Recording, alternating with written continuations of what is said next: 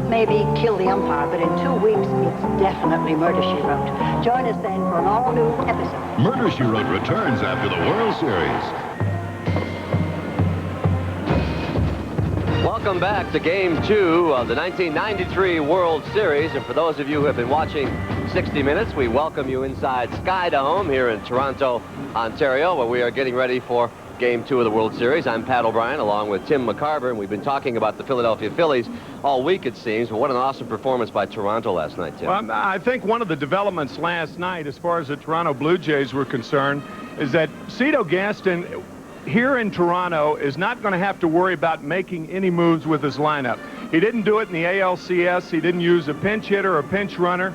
He stayed with the same 9 guys. And I think that's what the problem is going to be when he moves to Philadelphia and then has to make a change in Molitor, or does he leave Ed Sprague out there? I mean, they're behind Dave Stewart tonight, one of the most experienced postseason pitchers that has ever pitched. Earlier tonight, Tim, down at the batting cage, I had an opportunity to ask John Kruk of the Phillies how he plans to get his team back into this thing. Oh, you know, we're used to getting blown out, and you know, last night was, we didn't get a typically pitched game from Kurt, and, you know, you got to give them guys credit. They got a good offense. So, yeah, I mean, there's no problem with us. You know, we've gotten killed before. We'll get killed again. But the thing is about us, we bounce back pretty good. Telling it like it is. When we come back, Baseball 93 will take you where the wild things are.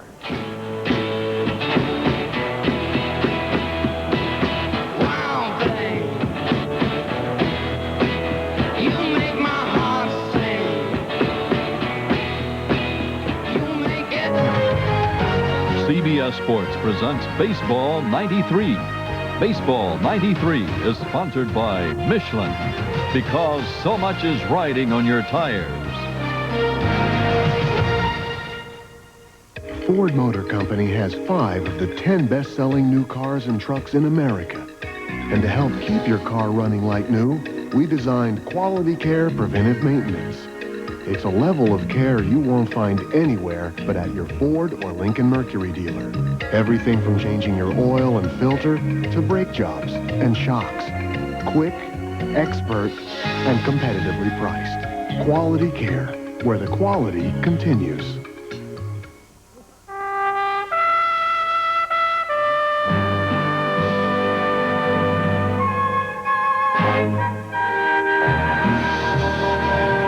Cellular One has set up state-of-the-art cellular service that reaches clear across America.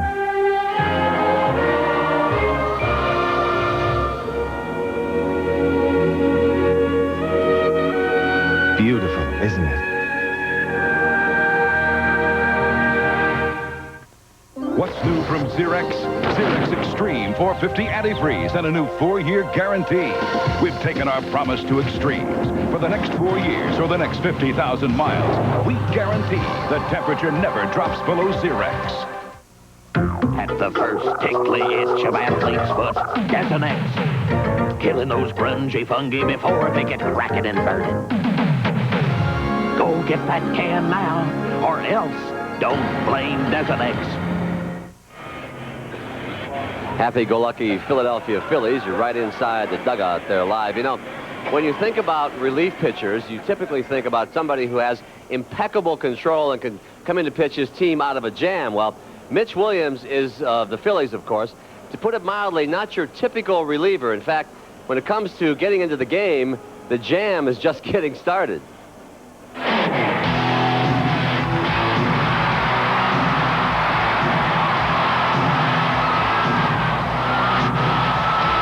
This is a story where life imitates art.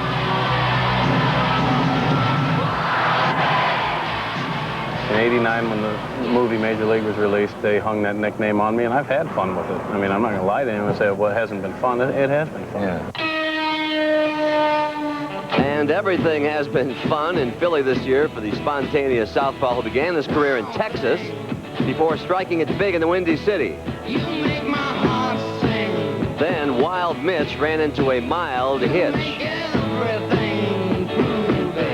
But everything wasn't groovy, and the GM said, "Wild thing, I think I'll move you." Next stop, Philly, where he's been predictably unpredictable ever since. Bunted it off the plate. Williams barehanded and dropped it. No play. Does Mitch Williams just drive you out of your mind No, sometimes? not at all. Come on. I've been managing here 3 years, and the one thing, the way I look at it, when we get to that situation in the game, he's the best guy we have for that job. Practicing your hitting? Yeah, I might have to pinch hit in this series. How are you as a hitter? Good? Well, I batted 1,000 this year with one game-winning RBI, something small, nothing big. But a man-child can still dream about where the wild things are and where relief specialists hit game-winning Grand Slam home runs in the World Series. Walking on the wild side with Mitch Williams, it's hard to tell what's real and what is fantasy. Take a walk on the wild side. In any case, there's always a lot to be left to the imagination. His, the fans, even the media's. It gives a fan something else to call you other than bum, and I've been called both, and I kind of like wild thing better.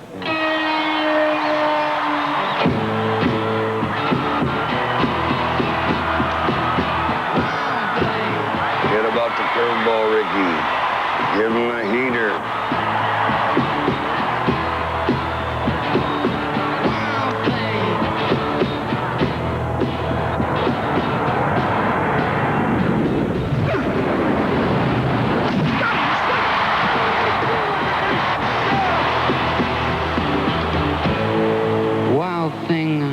Think I love you.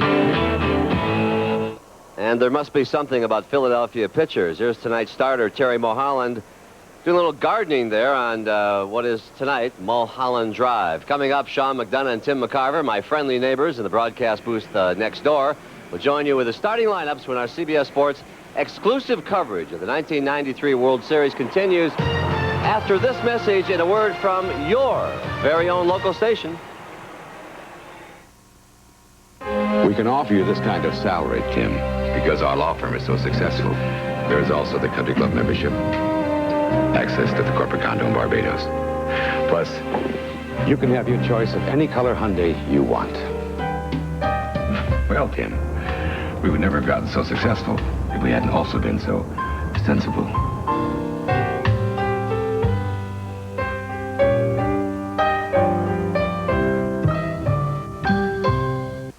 When a man ran a grueling 26-mile marathon in a pair of dress shoes, what was he thinking?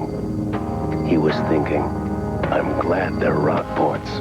Rockport, you should be in our shoes. Put your heart into it. Be tough. I am not going to pay a lot for this muffler. By George, I think he's got it. Don't be bullied into paying a lot for a muffler. Now more than ever at Meineke, you're not going to pay a lot, but you'll get a lot. I guarantee it.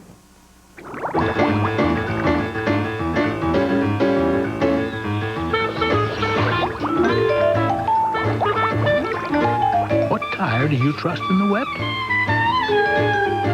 A tire that removes over 2 gallons of water per second from under the tread. The all-season MX4. Another engineering splash from Michelin. Michelin, because so much is riding on your tires. In Bosnia, CBS reported on a family separated by war, their home destroyed. This is just one image that stuck with me. I just knew that I had to do something. Touched by our story, David Sager arranged to bring the reunited family to a safe new home in America. The CBS Evening News with Dan Rather and Connie Chung, teamed to cover your world. October 27th. Cool concept. Rock star, comedian, private eyes. South of Sunset. We'll be there. The fun begins when the sun sets. This is CBS.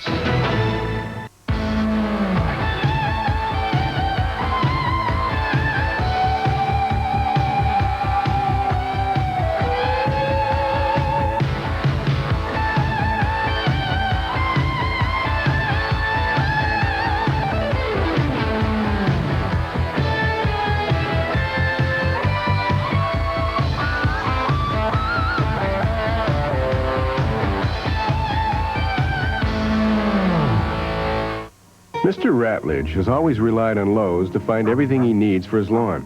First, he planted hedges so those darn kids wouldn't ride in his grass. Then he put in evergreens for privacy from those noisy neighbors. Not only is everything in stock at Lowe's, it's all protected by their 1-year tree and shrub guarantee.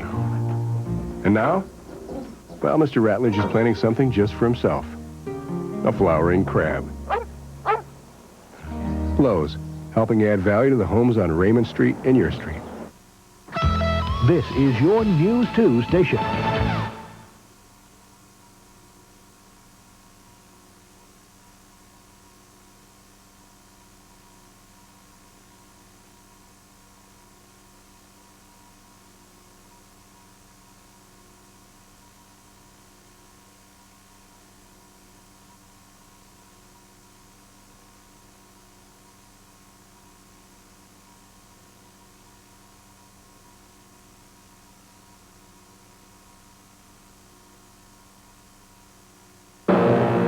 The Blue Jays and Phillies are wearing expressions you'd expect to see in October. In Game 1, Roberto Alomar expressed himself with his defense. And then the Blue Jay bats exploded. He hits that one down the right field line and deep, hook in toward the pole. Home run!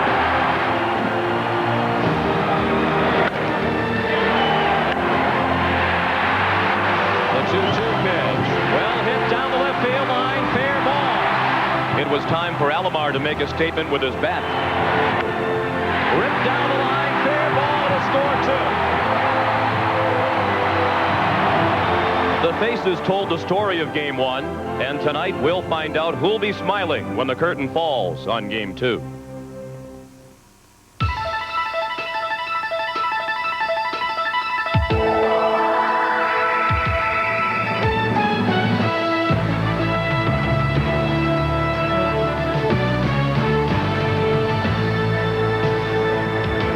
And the curtain is about to go up on Game 2 of the World Series as the Toronto Blue Jays play host to the Philadelphia Phillies at Skydome in Toronto. Hello, everyone, and welcome back. Sean McDonough along with Tim McCarver, and it's great to have you with us for Game 2. The Blue Jays lead this best-of-7 series 1-0. They beat Curt Schilling and the Phillies last night 8-5, but now Jim Fregosi turns to 2 left-handed starters in a row in the next 2 ball games, and that could be a key to the series. I don't think could be. I think will be. As a matter of fact, with Terry Mulholland starting tonight, the left-hander, because the Toronto Blue Jays are 22-25 during the regular season this year against left-handed starters, and that's the worst record against left-handed starters for a World Series team in 55 years. Now, who are they facing? What left-hander? Well, he shuts down the hitting game. He also shuts down the running game. Only 1 stolen base against Mulholland this year, and only 2 in all of last year. But what about Dave Stewart's momentum? In his first 22 starts this year, he was 8-8, but he won his last 4 regular season games and was 2-0 in the league championship series, and of course the MVP, and he is a ruthless competitor. I mean, he loves to win, and you'll be seeing his eyes all night, as we will. Terry Mulholland for Philadelphia, Dave Stewart for Toronto in Game 2 of the World Series. The first pitch from Skydome right after this. CBS Sports coverage of Game 2 of the 1993 World Series is brought to you by Cadillac and your Cadillac dealer, creating a higher standard. Citibank Visa now with your photo and signature on the front for greater security. Gillette Sensor in the new Gillette series, Gillette, the best a man can get. And by Cellular One, clear across America. Citibank has really given us a new sense of self because we have our own identities. I have a Citibank Visa card, and it does have my photo on it, so I have one less worry. And not only that, but you can pick what you like, so it doesn't look like a DMV photo. I don't know why the other credit cards aren't doing the same thing. We need a photo card. The family members can tell us apart. Introducing the first credit card with your photo and signature on front from not just Visa, Citibank Visa. Excellent. Wait a minute, guys, there's more. Check it out. Guys! It's a pizza guy, man. Much more, guys. Like free HBO for a month. Free HBO. Free HBO. Can I also mention it's free? Prove it. Just hand me the coupon, guys. Here we go. Whoa. Buy any Bigfoot pizza and get a free trial month of HBO. Just mail in the coupon. Well, back to you, Jen. Who are you? Bigfoot pizza, a legendary value. Enterprise Rent-A-Car. look to us for special delivery. Call us. We'll arrange to pick you up at your home, office, or repair shop. That's special delivery. That's enterprise. Still mired in the fax technology of the past? Get laser quality faxes with a Mita plain paper fax machine. Why stay in the Stone Age?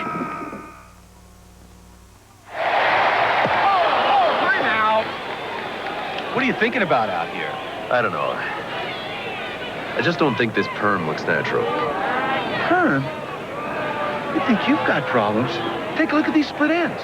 Men don't really talk about their hair. They just want it clean. Prel cleans gently without a lot of fancy ingredients. So till guys want more than nice, clean hair. That's it. I'm bringing in Fisher. He's got those nice highlights. There's Prel. We're just talking clean. The view from the roof of Sky Dome. The roof closed again tonight. It has been a very rainy weekend here in Toronto. And this is one of those weekends during which you appreciate having a dome at your disposal. The Toronto Blue Jays take the field before another sellout crowd of better than 52,000. And here's a look at the lineup. The Phillies will send it Dave Stewart tonight. Jim Fregosi has Lenny Dykstra leading off in center field. Batting second, the second baseman Mariano Duncan. John Kruk is the first baseman hitting third. The cleanup hitter is the third baseman Dave Hollins. Darren Dalton batting fifth and doing the catching. Batting sixth, the right fielder Jim Eisenreich. Pete Incaviglia is in the starting lineup tonight. In left field hitting seventh. The DH is again Ricky Jordan hitting eighth. And the shortstop Kevin Stocker bats ninth. The defense for the for the Toronto Blue Jays, I'll be all right. I was thinking of Ricky Henderson. His form is passed with Oakland, and he'll be in left field. Devon White in center field, and Joe Carter in right.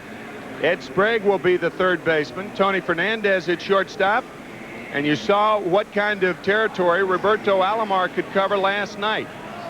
John Olerud at first base, Pat Borders behind the plate, and Dave Stewart on the mound. And let's check in with Jim Gray. All right, Sean, I spoke with Dave Stewart, and he told me that he feels that the Phillies are too selective and that they take too many pitches. He feels that that can really work to his advantage to get ahead in the count. So look for a lot of first strike pitches. Sean?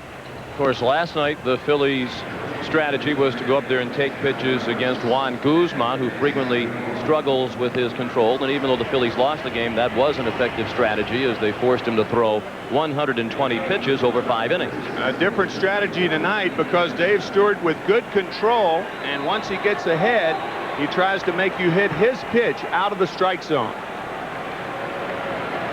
Paul Runge of the National League will call the balls and strikes. He's in his 20th year as a Major League umpire. It's his 4th World Series. Mark Johnson at first, Charlie Williams at second, Tim McClelland at third, Dana DeMuth along the left field line, and Dave Phillips in right. Dave Stewart is ready, and Lenny Dykstra steps in to lead off. He was 1 for 4 last night. He walked leading off the first inning. Did not swing during his first at bat against Guzman last night. The first pitch of game 2 outside to Dykstra. Lenny's one hit was a single in the 6th inning. Off relief pitcher Al Leiter, who was the winner last night. Another ball outside, so the Phillies do indeed go up there taking the first 2 pitches, and Dykstra's ahead of Stewart 2-0.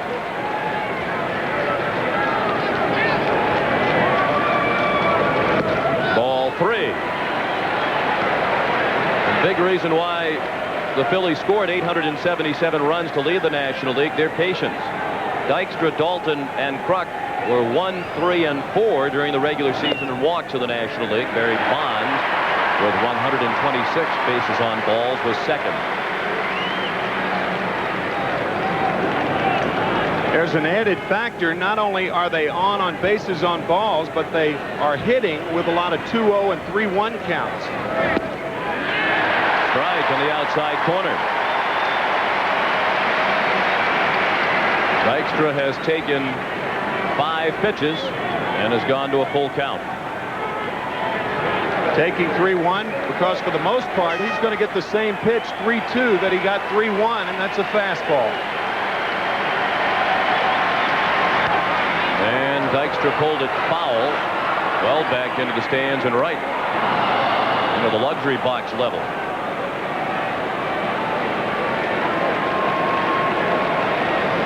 During the regular season, Dykstra had 773 plate appearances, a major league record. Besting by 2, the mark set by Pete Rose in 1974. Another 3-2 pitch, routine fly ball to left. Ricky Henderson with the style points for the first out of the ball game.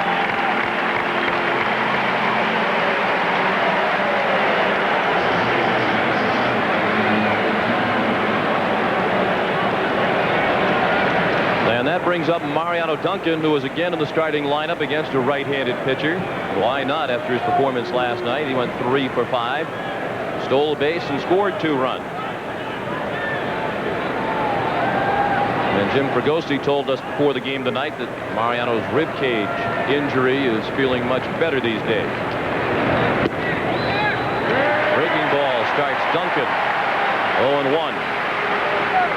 Duncan had his best year against right-handed pitchers, batting .289 this year. That was the splitter from Stewart. And when he gets ahead, right-handers and left-handers will see a lot of those.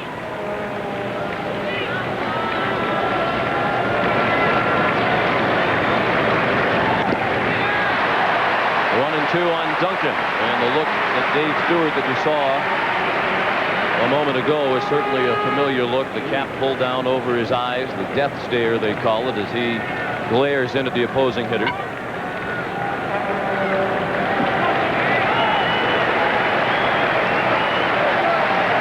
1-2 to Duncan. Fastball fouled back to the screen. Talk about a guy who zeroes in on his target. Rarely does he take his eyes off Pat Border's mitt. A lot of you fans are familiar with Fernando Valenzuela, how he rolls his eyes up to the sky. Well, not Dave Stewart.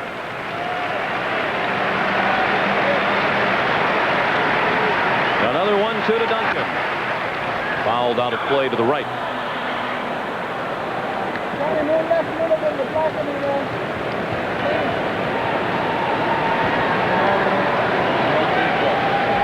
Right into your living room.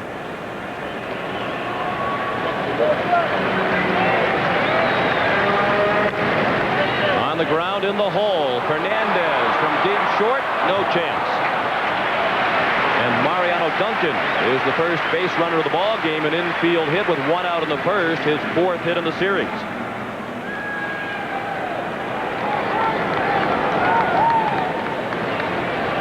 Mariano is fisted with the split finger, and he hits one to his homie, both Fernandez and Duncan, from San Pedro de Macorís in the Dominican Republic. An infield hit for Duncan. He's at first with 1 out for John Kruk. Like Duncan, had 3 hits last night. Kruk went 3 for 4, all of his hits singles.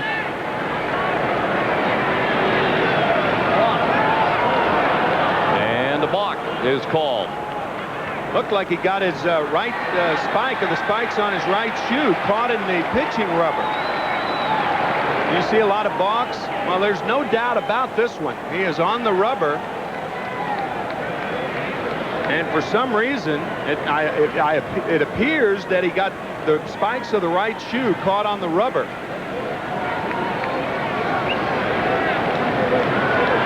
Sometimes that happens, but it is a rarity. But boy, that was a major league balk right there. Now runner in scoring position. And the first pitch to Kruk, the ball low.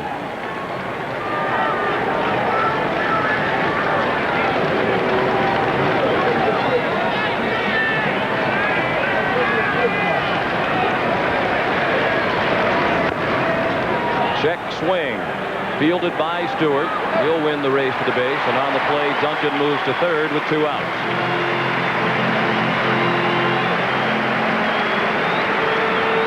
Dave Stewart has had phenomenal success in the postseason. One of his many impressive marks in the playoffs and World Series. The opponent's .137 batting average against him with runners in scoring position. That is best of all time. And the Phillies' Danny Jackson, who will start Game 3 at the Vet Tuesday night, is number 2 on that list. Dave Hollins, the batter. He walked his first time up last night, then went 0 for 4. And then he looked at ball 1 low.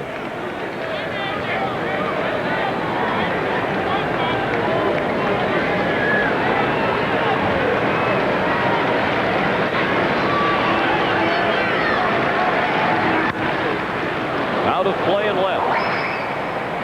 1-1 on Hollins.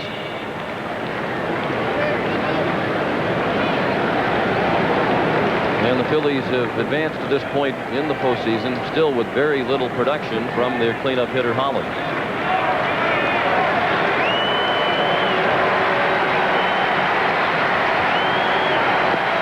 Check swing and a ball in the dirt. Everybody talking about the performance of the Phillies in the NLCS, and certainly they won it, but they were out-hit, and they made more errors than the Atlanta Braves, while also being outscored in the 6-game series. First time since 1924 when the Senators, in all the 3 of those categories, won a series in postseason. 2-2 the count now on Hollins. That was the splitter right there. Hollins looked like a fastball, and Dave waves through it.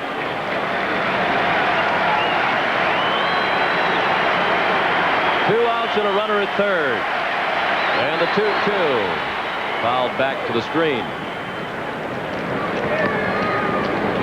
That pitch registered at 92 miles per hour on our gun downstairs. As you look at Jim Fregosi, after 27 years as a Major League player and manager, he has finally advanced to the World Series for the first time in his career. Ball 3.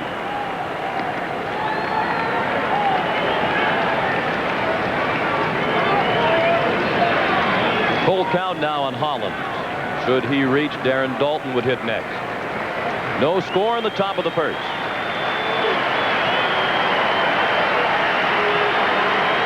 The payoff. He struck him out with the fastball. And the Phillies leave a runner at third after a half inning at Skydome. Philadelphia 0 and Toronto coming up. The standard set by the federal government requires that a car with 2 airbags must help protect 2 passengers, ignoring the center seat passenger. The higher standard in the all-new DeVille by Cadillac, an air bank system which provides supplemental protection for not 1, not 2, but all 3 front seat passengers. The air bank system in the new V8-powered DeVille by Cadillac, creating a higher standard. Driver, do you have any Bud Light in your vehicle? Yes. Then I am Mr. Gallywikich. You mean Dr. Galakowitz? Yes, I am. This is so cool.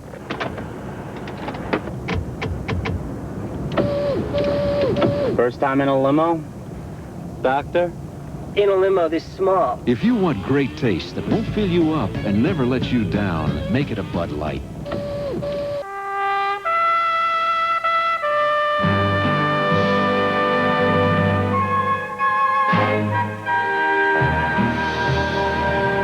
Cellular One has set up state-of-the-art cellular service that reaches clear across America.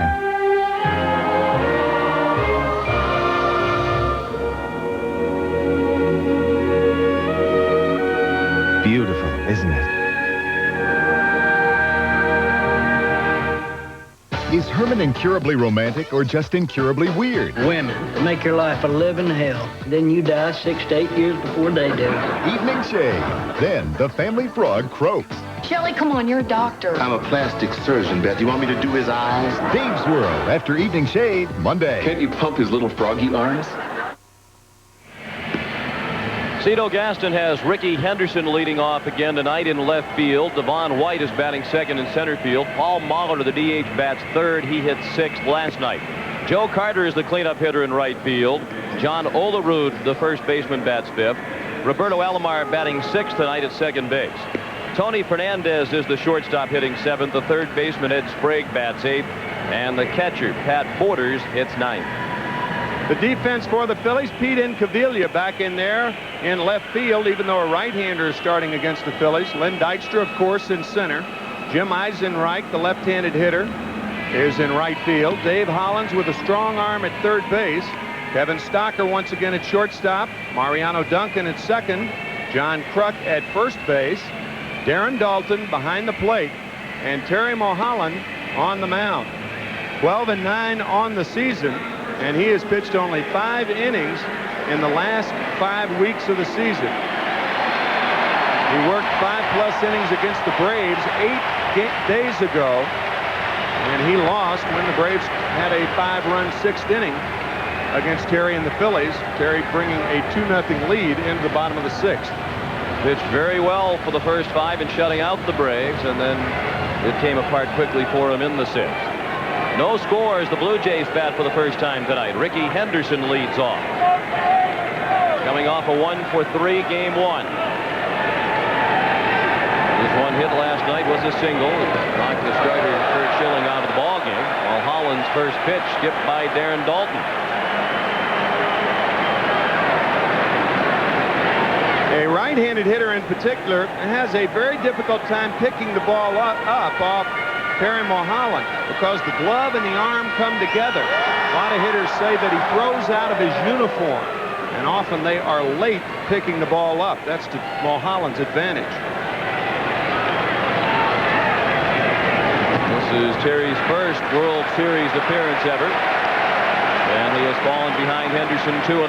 He's looked down at the mound twice, and now he's doing a little gardening out there.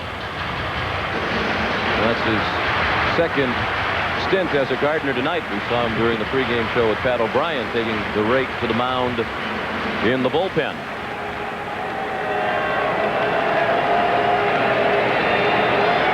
The 2-0 was not close.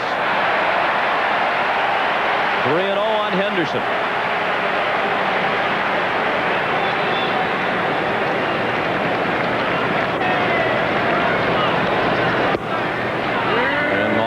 Has thrown his first strike.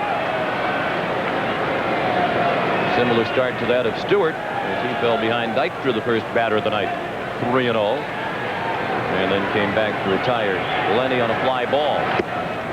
That's ball 4 outside.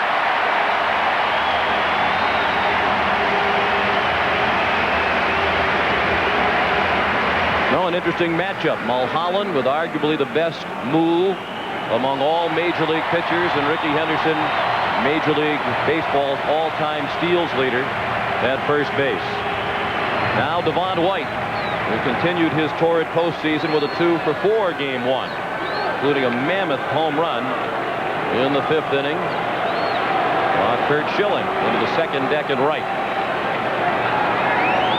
Saw Henderson, who's judged a lot of moves in his days, heading back to first base as Mulholland delivered to the plate. Mulholland's best move to first base is when he steps off the mound and throws to first. He is very quick with his left foot. That's not his good one right there. Only 1 stolen base against Terry this year, and that was Darren Lewis way back on April 27th.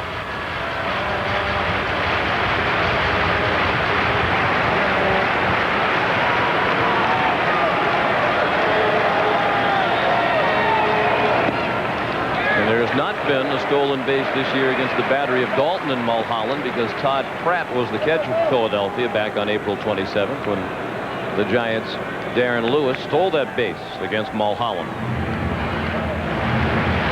No score in the bottom of the first. Ricky Henderson at first with nobody out. And a count of 1-1 on Devon White with Paul Molitor on deck.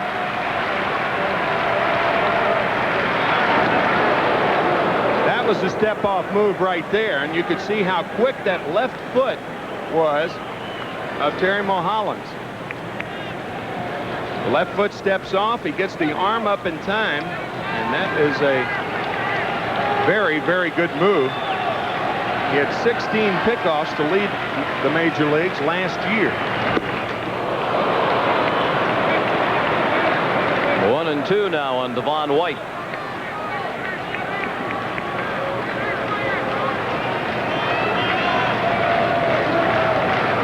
Mulholland had only 3 pickoffs this year, but undoubtedly that's because the number of the base runners in the National League were wise to his ability. The word's out. He also missed some time this year due to injury. Strike 3. White tried to check his swing and could not. And that's the first out of the inning. Slider down and in. You can see the slider spin, and White goes too far.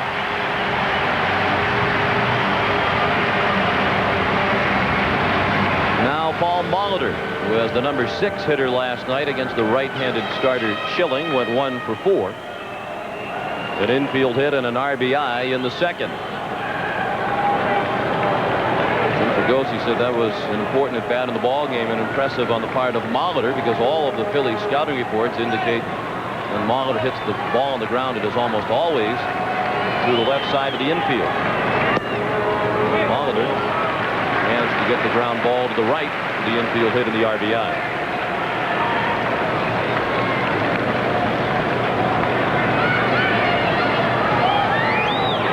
When a pitcher is tough to steal against, the other option is the hit and run.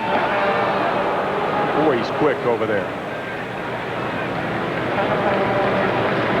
On the hit and run play, the runner, even if he's as fast as Henderson, has to make sure that Mulholland goes home, and then it's up to Molitor. The responsibility shifts, and he got him. He did indeed. No, he didn't. Safe the call. We saw the arm flashing through the screen. It looked like Henderson was out, but called safe by Mark Johnson of the American League. He didn't get Henderson. He got me. Wow. That was very close, but again, that gives you an idea of how quick Mulholland is. Again, you saw Henderson leaning toward first as Mulholland went to the plate with ball 2, 2-0 on Molitor.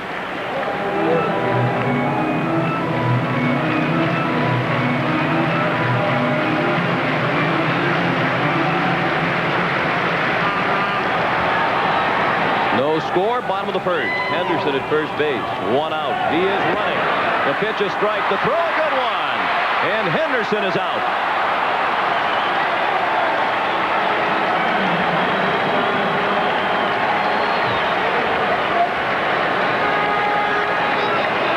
This throw is right on the money. And watch Mariano Duncan where he takes the throw. It's on the bag. Instead of taking it out front and bringing it back, he makes the tag right on the left shoulder, and Henderson's out easily at second base. Now the 2-1 to Molitor is ball 3. You had a feeling that Ricky would try it because he certainly welcomes the challenge of trying to steal against somebody like Mulholland. And the Blue Jays said prior to the start of the league championship series they weren't going to let the throwing ability of Ron Karkavite prevent them from trying to run. And they did attempt to run against Chicago. That throw by Dalton was right on the money. He caught 3 Atlanta Braves during the NLCS. Alomar did have a stolen base in last night's game. And Molitor is aboard with 2 outs on the second walk of the inning issued by Mulholland. Terry's 30 years old.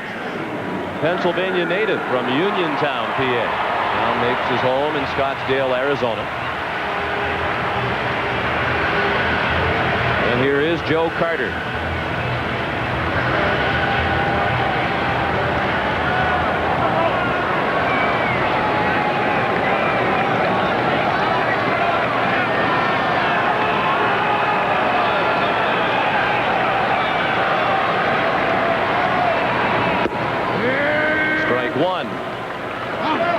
Carter has had 100 runs batted in or more in 7 of the last 8 seasons, including this one. Only year in which he failed to reach 100 runs batted in, 88, when he had 98.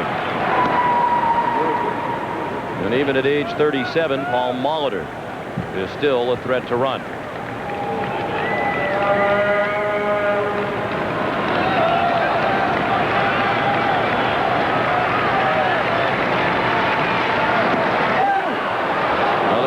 Play safe at first is Molitor. Not only is Mulholland quick with his left foot, but he's accurate in his throws. He gives the throw to Kruk right down around the ground. And Kruk, of course, being a left-handed thrower, it's much easier. All he does is have to drop the glove on the runner. Carter in the hole, 0-2.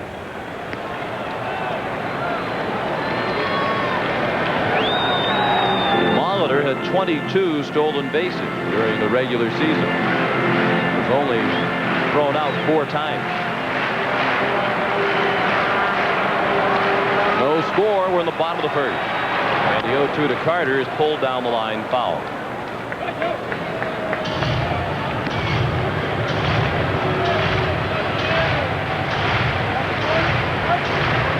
Joe Carter made an interesting observation about the series coming in. Blue Jays had what ordinarily would be considered a big edge in terms of World Series experience. Many of their players have experienced it. Only 5 Phillies had prior to last night. Joe said these Phillies are so loose, something like a lack of World Series experience really isn't going to affect them. Yeah, I asked Joe if one of the things that worried the Blue Jays is the fact that the Phillies didn't worry. He said that's exactly right. Joe impressed that in the NLCS, the National League Championship Series, the Phillies never appeared to be down.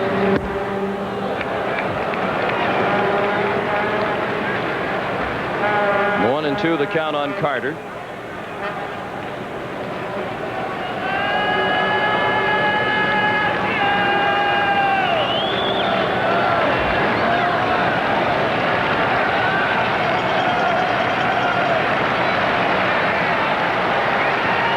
Molitor with a very short lead. 2-2 now. And perhaps Mulholland is a little bit jittery in his first appearance ever in a World Series game. He's already walked 2. And Terry has averaged fewer than 2 walks per 9 innings in each of the past 3 seasons. He has already exceeded his walk quota. In shallow right, a long run for Eisenreich, and he's there near the line to put it away and end the inning. After 1 in Toronto, no score.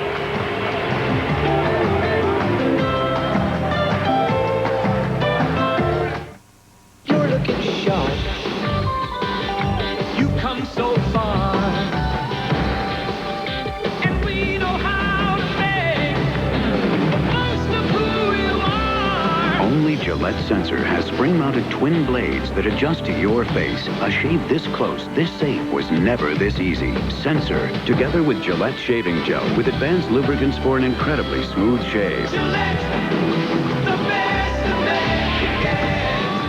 What a day for a daydream. A new look, impossible to resist.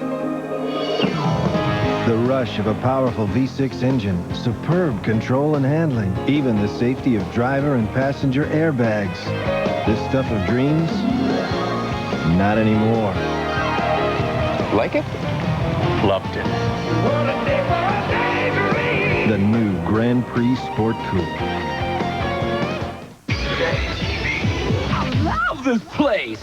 It's the new Burger King Everyday Value Menu. Your favorite Burger King foods at lower everyday prices, like the delicious Whopper Value Meal for only $2.99. The new Burger King Everyday Value Menu. Have it your way. What tire do you trust in the wet? A tire that removes over 2 gallons of water per second from under the tread. The all-season MX4. Another engineering splash from Michelin. When I decided to fix my porch myself, I couldn't quite believe it. So, who comes to the rescue? Well, handy he's not. And since when did you get all this energy? Ever since you got me started on breakfast with grape nuts. It's like you said, this box is full of great mornings. Look, it's right here. Fat-free, natural energy source. I said try it a few mornings. And I did. And it does help keep me going. You know, Dad, I think I have inherited your handiness. Yeah, I think you inherited my toolkit. That's what he's got. Toast Grape Nut cereal helps keep you going strong all morning long. The view from Lake Ontario of Toronto, Ontario, Canada, one of the most beautiful cities in all of North America.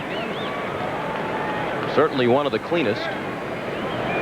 And a cleanly played first inning for the most part after game one that was a little bit on the sloppy side. The Blue Jays managed to win last night's game despite 3 errors. No score as Darren Dalton begins the second.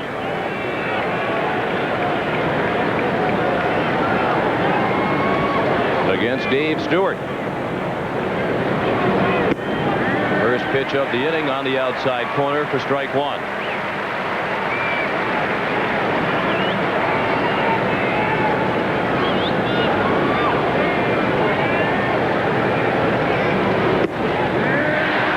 And strike 2.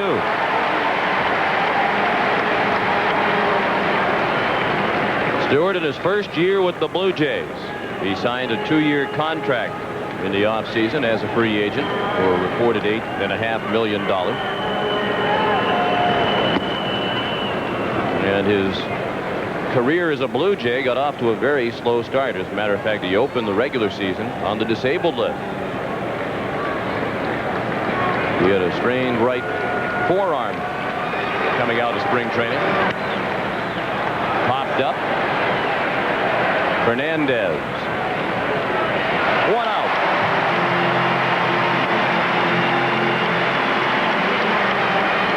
Pat Borders, his battery mate, told us that it wasn't really until about 3/4 of the way into the regular season that Stewart started to pitch like the Dave Stewart of old.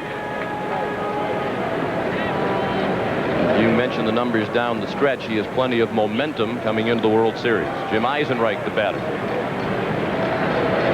He drove in a run with his 9th inning single off Wayne Ward last night. He went up there taking ball 1 low.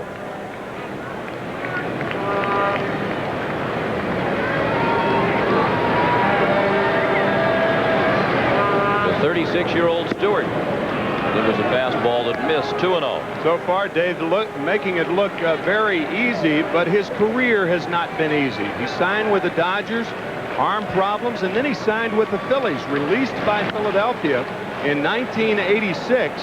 Then he went to Baltimore, struggling around, played some minor league ball, signed with Oakland, and then won 4 20-game seasons. Over 80 wins in a 4-year period from 87 through 90. And a ball just low, 3-1 on Eisenreich. Hard to believe he's never won a Cy Young award. Certainly for that cumulative period, he was the most effective starting pitcher in the American League. Eisenreich draws ball 4. The first walk thrown by Stewart. That brings up Pete Incaviglia, who talked with us a couple of days ago about the Phillies' working class image. We like being the underdog, and we have a lot of those type of guys around. You know, I think we relate well to the middle class American hard worker, because that's the way we play. You know, we don't have the Armani suits and the clean faces and the, you know, all the jewelry. Well, actually, as you can tell, he does have the clean face tonight. Since that interview, Incaviglia has removed the beard. He fouled the first pitch away.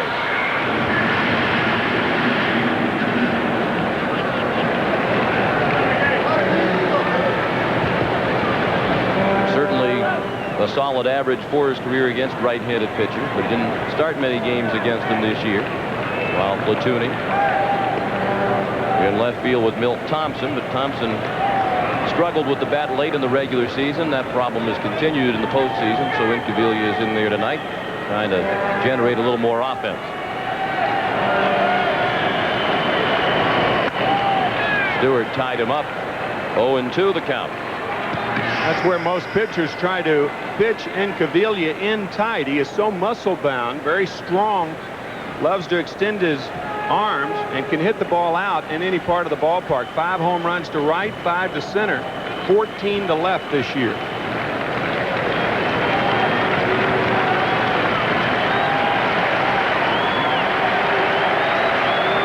The 0-2 pitch. Well hit to left. Ricky Henderson drifting back. And just in front of the warning track, he made the catch.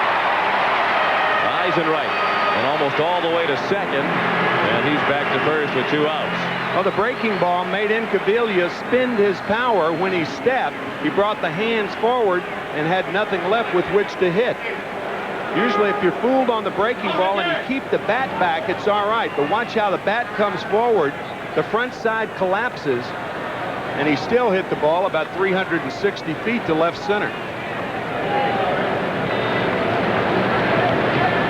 Ricky Jordan is the hitter. He looked at a breaking ball low and away. Jordan starting as the DH for the second time in as many games last night. He singled off Al Leiter in the 6th inning. His only hit in 5 trips.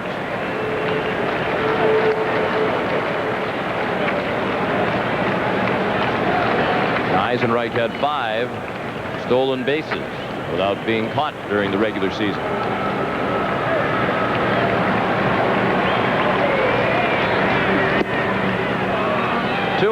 Jordan. We mentioned during the National League Championship Series that his brother, Flip, is a drummer for the recording artist Bobby Brown. And last night, Ricky Jordan and Kim Batiste came out during the practice for the pregame ceremonies about 4 hours before game time when Aretha Franklin was rehearsing the national anthem. And Jordan and Batiste got Miss Franklin's autograph. And positively beaming about it afterwards. The 3-0 is a strike. Bobby Brown, by the way, the husband of Whitney Houston. Not to be confused with the American League president, Dr. Bobby Brown. Of course, there was a case of mistaken identity with Ricky Jordan during the playoffs. He was asked by a reporter if he missed playing football. And obviously the reporter had mistaken Ricky Jordan with Brian Jordan of the St. Louis Cardinals, who once upon a time was a defensive back for the Atlanta Falcons. Eisenreich running on the 3-2 pitch, and Jordan fouled it off. Ricky Jordan is unlike most of the Philly hitters. He walked only 8 times this year, over 190 plate appearances. Walked only 70 times in his career with almost 2,000 plate appearances. So he's a free swinger.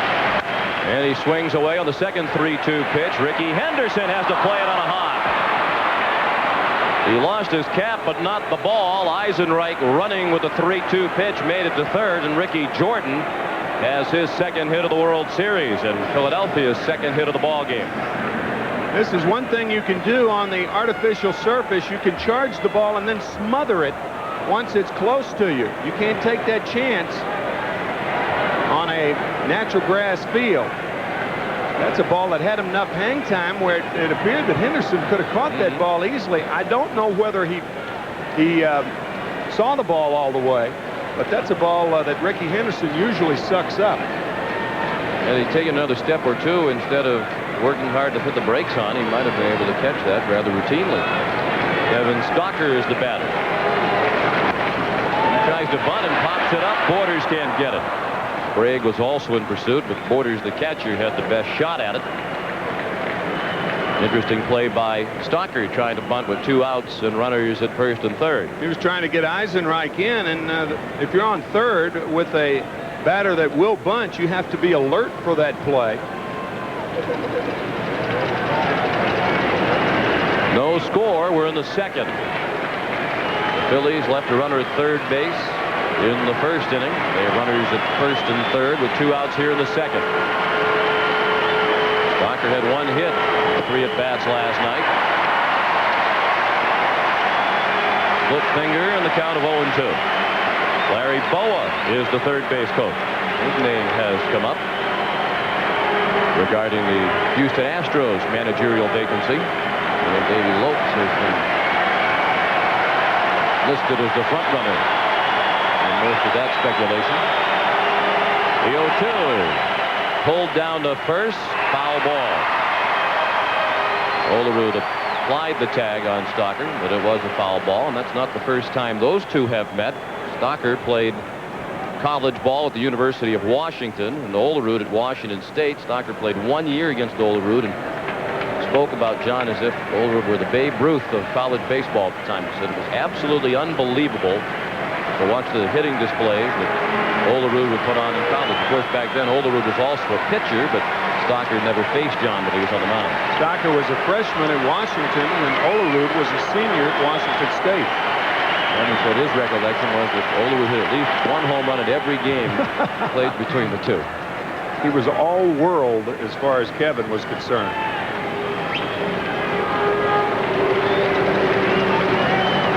One and two the count.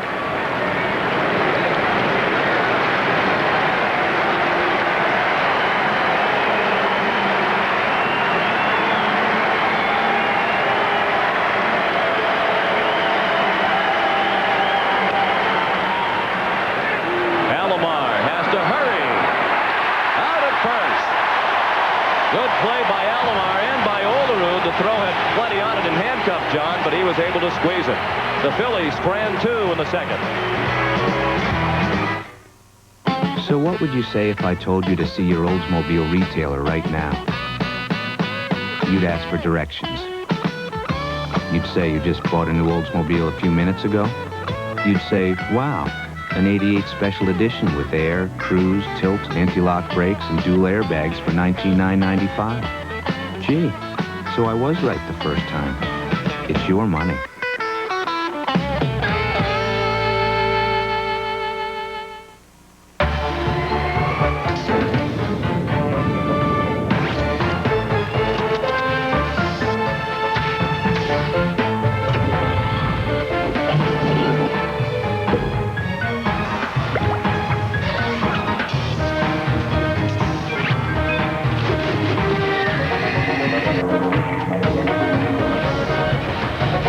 DeskJet printers from Hewlett-Packard. It's easy to make it happen. Save right now. Buy 3 Goodyear tires at the regular price, get the 4th tire free. That's right. Buy any 3 of these Goodyear tires at the regular price and get the 4th free. 4 for 3 now. Hurry, savings end soon. Double header. I'm hungry. That goes double for me. McDonald's, I'm the double. Thanks to McDonald's Double Plays, you can get 2 double cheeseburgers for $2 or 2 triple cheeseburgers for $3. What you want is what you get at McDonald's today.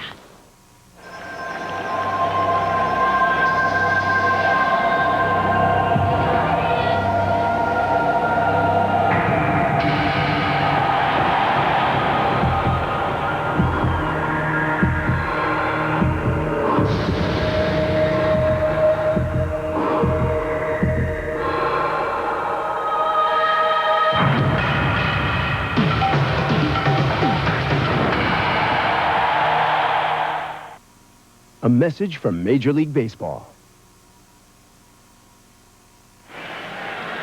Get your game cards ready and stay tuned for the Budweiser World Series Classic Play at the end of the 5th inning.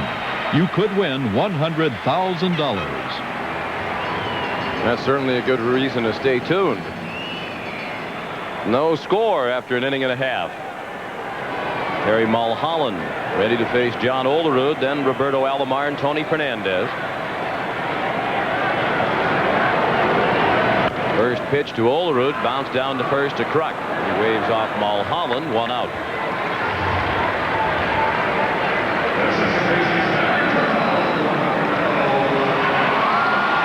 John Olerud, first ball hitting, and these Blue Jays are a first ball hitting outfit. And normally when they get on base, when they are trying to steal, they'll steal on the first pitch. Not tonight, of course, with Mulholland out there and the devastating move of his. They like to swing the bats, see it, and hit it.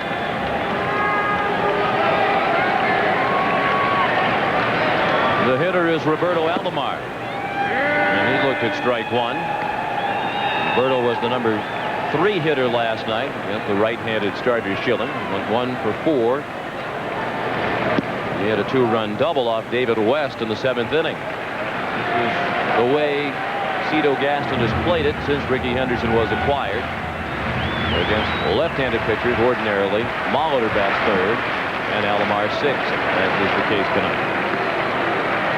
Cito Gaston does not have to manipulate his lineup like Jim Fregosi does. As a matter of fact, Gaston, in 7 straight postseason games, has not used a pinch hitter. He's not used a pinch runner. The only difference being he shovels Molitor from the 6-hole to the 3-hole and Alomar to the 6-hole from the 3-hole against left-handed pitching. Other than that, everybody else is straight up.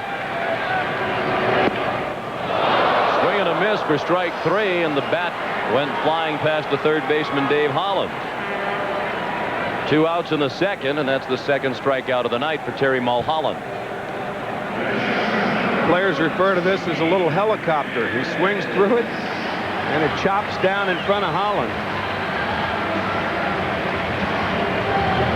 Now Tony Fernandez, who was hitless, who had an RBI with a fielder's choice in his first ever World Series game.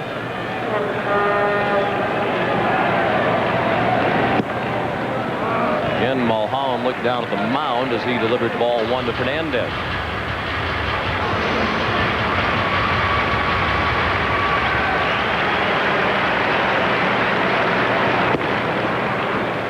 Ball 2, 2-0. Talked about San Pedro de Macorís. Tony Fernandez and Mariano Duncan are from that small town in the Dominican.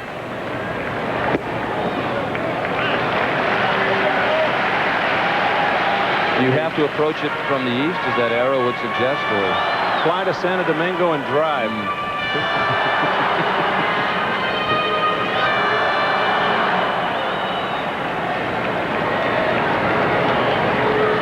And there's Duncan.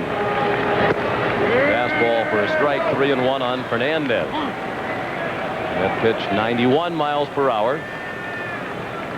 Mulholland was the starting pitcher for the National League in the All-Star game in Baltimore in July. Foul ball past first, but the effort by the ball boy. You know it's World Series time when the ball boy starts diving for balls in foul territory.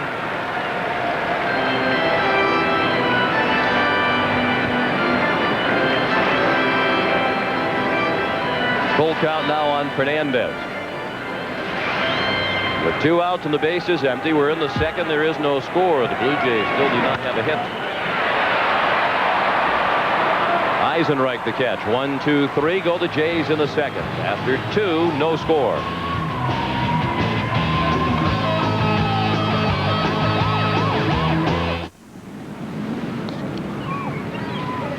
Hi. Is this space taken? No. Then I'll sit down. You want a Bud Light? Not yet.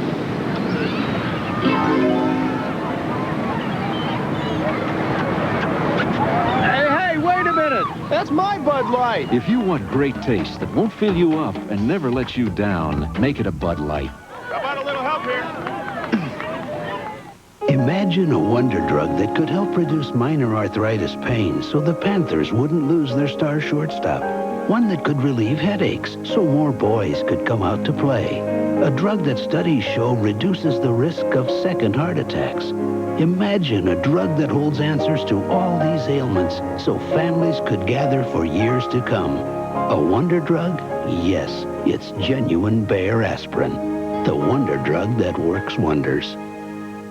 When Oldsmobile tested its 88 LSS against the Acura Legend L and Lexus ES300, people had a few questions. But after 100,000 miles, they were impressed by how well the LSS had done against cars costing thousands more.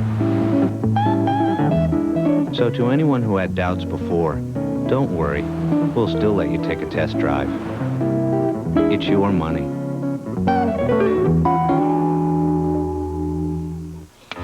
It's me again, the nanny. I'm here with my boss. We've been watching the World Series. I've been watching the first baseman, 6'2", 180 pounds, and what a tush. He's also a switch hitter. Honey, don't ask, don't tell. The Nanny premieres Wednesday, November 3rd on CBS. CBS Sports coverage of Game 2 of the 1993 World Series is brought to you by Bud Light. If you want great taste that won't fill you up and never let you down, make it a Bud Light. Compaq Computer Corporation. Bayer Aspirin, the wonder drug that works wonders. And by Oldsmobile.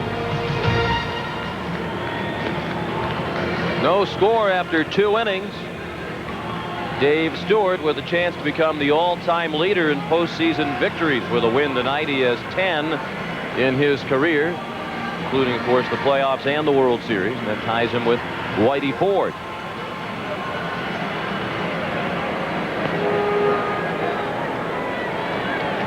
Stewart's all-time postseason record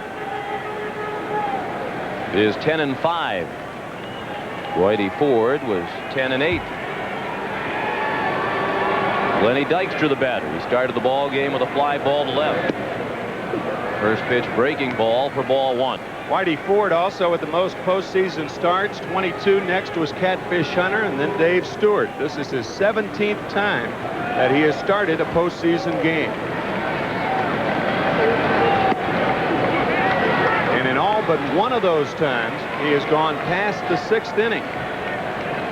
Game 1 of the 1990 series against the Cincinnati Reds, he went only 4 innings, and that was the only game he didn't go at least 6. 3-0 on Dykstra. Then he went ahead and count 3-0 his first time up before Stewart came back to get him on the fly ball to left. You heard about intimidating pitchers. Dykstra's an intimidating hitter, the way he hangs over the plate. He dares you to throw the ball inside. If you're a pitcher right there and Len Dykstra hanging over the plate, where do you throw the ball? If it's outside, it's right in his wheelhouse. He's quick enough that you throw the ball inside to get around on it. Always seems to have the count in his favor. This is almost a carbon copy of Dykstra's first at bat. You'll recall what Jim Gray said just before the first pitch of the ball game. Stewart thought he could use the Phillies' patience to his advantage tonight. Look at Lenny Dykstra and you think, here's a guy who hits the ball on the ground, doesn't have a lot of power. Well, he certainly has power. 19 home runs, 17 of those against right-handers. But an odd category. He led the National League in balls hit in the air for outs with 222. See that out of a leadoff hitter often. That's in the air down the right field line. Hooking foul. Yeah, that's an example of how he gets around on the ball inside. If you crowd the plate, you have to be quick on balls inside, and Dykstra is.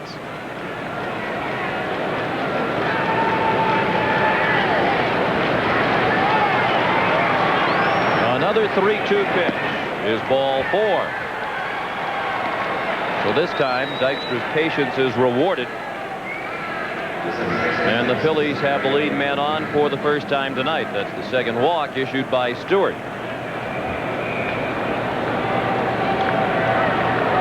Now Mariano Duncan, who had an infield single, ball on the left side in the first inning. The Phillies left him at third. Philadelphia has stranded 3 base runners through the first 2 innings. 2 of those men left at third base.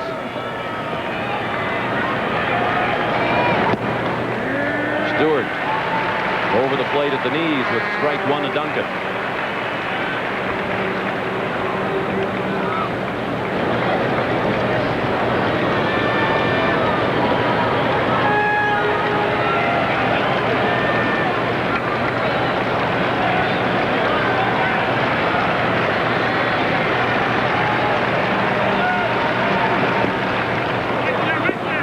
In the dirt and blocked by Porters. No chance for Dykstra to move up.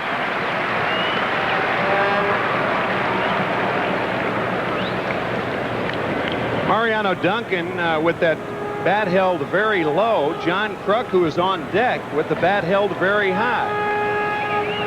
Doesn't matter where you start your swing, but it's where that bat is in the body and the front side, especially when the ball's about halfway to the plate.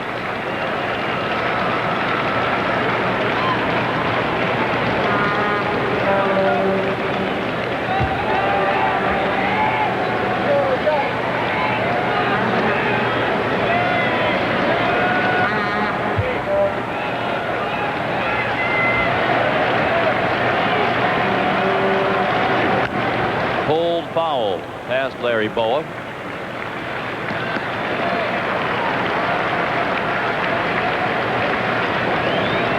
1-2 the count. Nobody out, top of the third.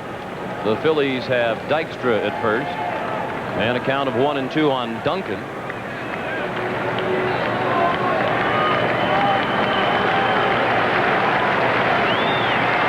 John Kruk is on deck. They pitch out. Borders down to first. And Dykstra is back safely.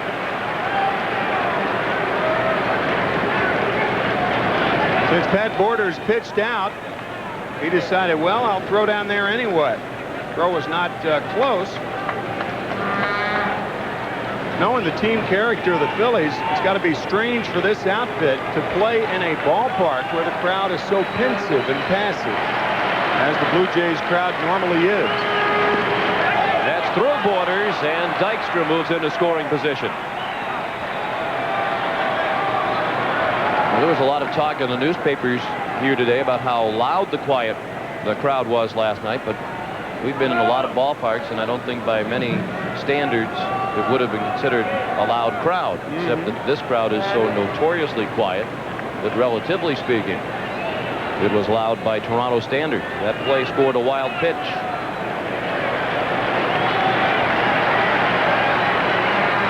Dykstra at second with nobody out. And the payoff pitch to Duncan. Breaking ball. Borders and Stewart can't figure out where it missed. And Stewart has walked 2 to open the inning.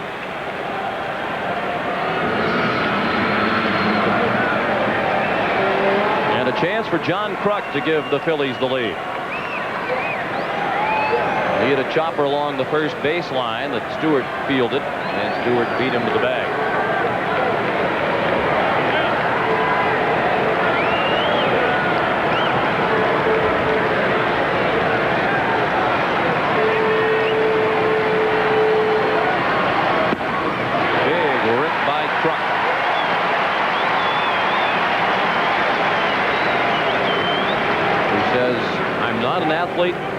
I'm a baseball player.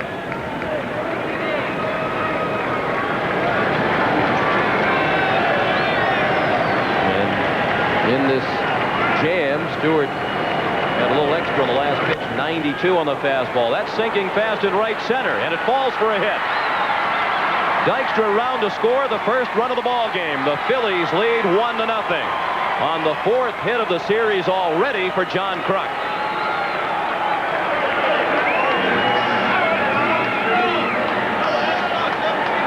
Fourth hit, third RBI. As Kruk delivers, not only does he score Dykstra, he moves Duncan to third base.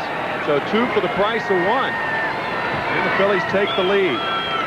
Notice that pine tar on John Kruk's bill of his cap. Bill Lyon, a writer for the Philadelphia Inquirer, said that cap looks like John came out of mine number 5.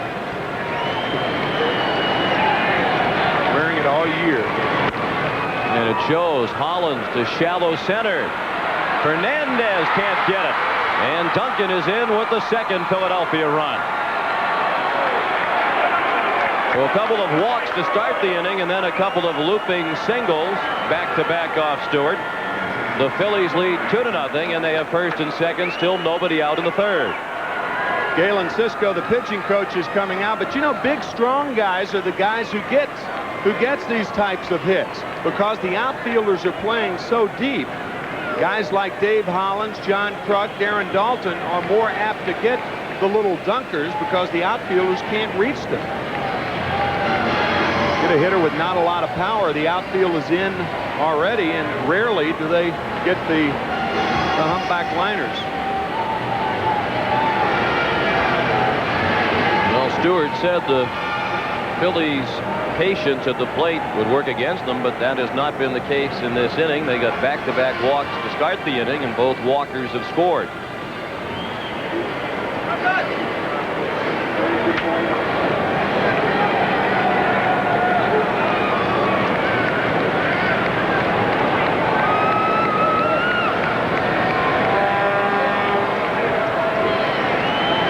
Darren Dalton popped to short his first time up.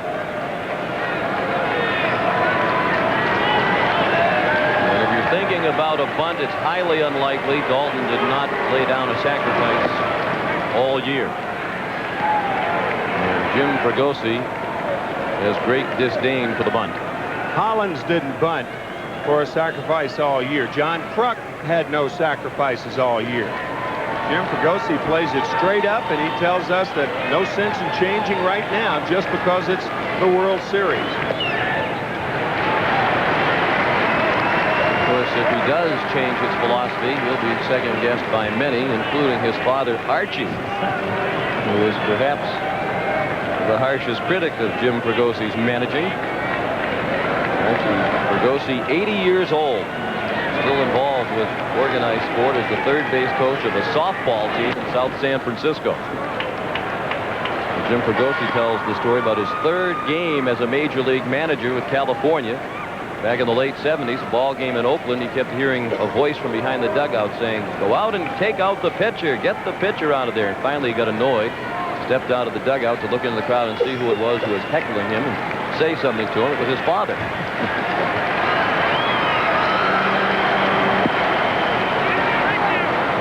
Ball in the dirt. 2-2 now on Dalton. Archie and Jim Fregosi watched a couple of this year's ALCS games together, and Jim Fregosi said, "My dad second-guessed every move the managers made." Jim said, "I guess you do that when I'm managing." He said, "Of course." The team, by the way, for whom he is the third base coach is Galley's Bakery in South San Francisco. Jim told us Archie was a little bit upset because Galley's Bakery won a championship playoff game without Archie there while he was in Philadelphia watching the playoffs.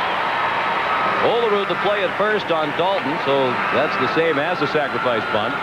As the runners move up, Kruk to third, Hollins to second with one out. So Dalton pulls the ball, and Olerud's only play is first base. So in effect, Dalton didn't sacrifice, but he did move the runners up with an out.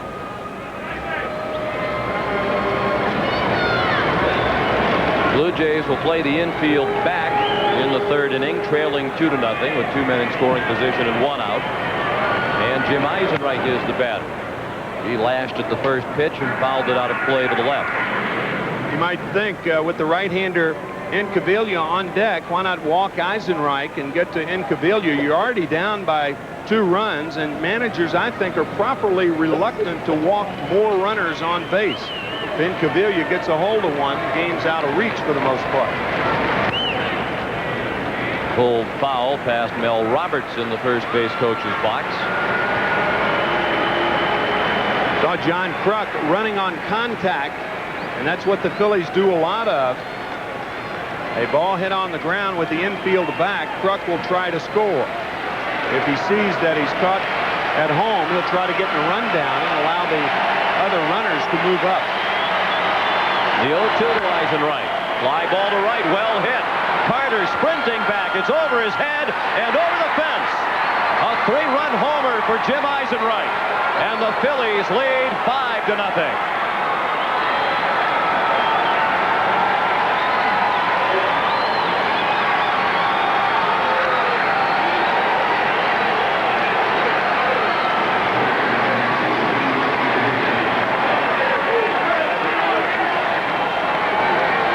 Looked like a split-finger fastball up in the strike zone, and the strategy does not work for Cito Gaston and the Blue Jays. Eisenreich with 7 home runs during the season, and he gets all of this one. Look at the crowd standing up. They were ready for it. He and Caviglia looked at ball one. Tim, that brings to mind the point Jim Fregosi was making before the ball game tonight, talking about veteran pitchers who have been in a number of pressure situations before. And when they get in a jam, if they're patient and continue to do the things that they do well, they can get out of the jam with minimal damage. And he talked about Stewart as an example of that. And he said Mulholland struggled in that regard in the game in Atlanta. Once he got in trouble, Mulholland was really racing to get out of the jam as quickly as possible and didn't make good pitches. In that instance, Stewart was ahead in the count 0-2 and gave Eisenreich a ball he could really handle. You don't normally think of Dave Stewart making a mistake like that, but certainly with the count 0-2, it was that.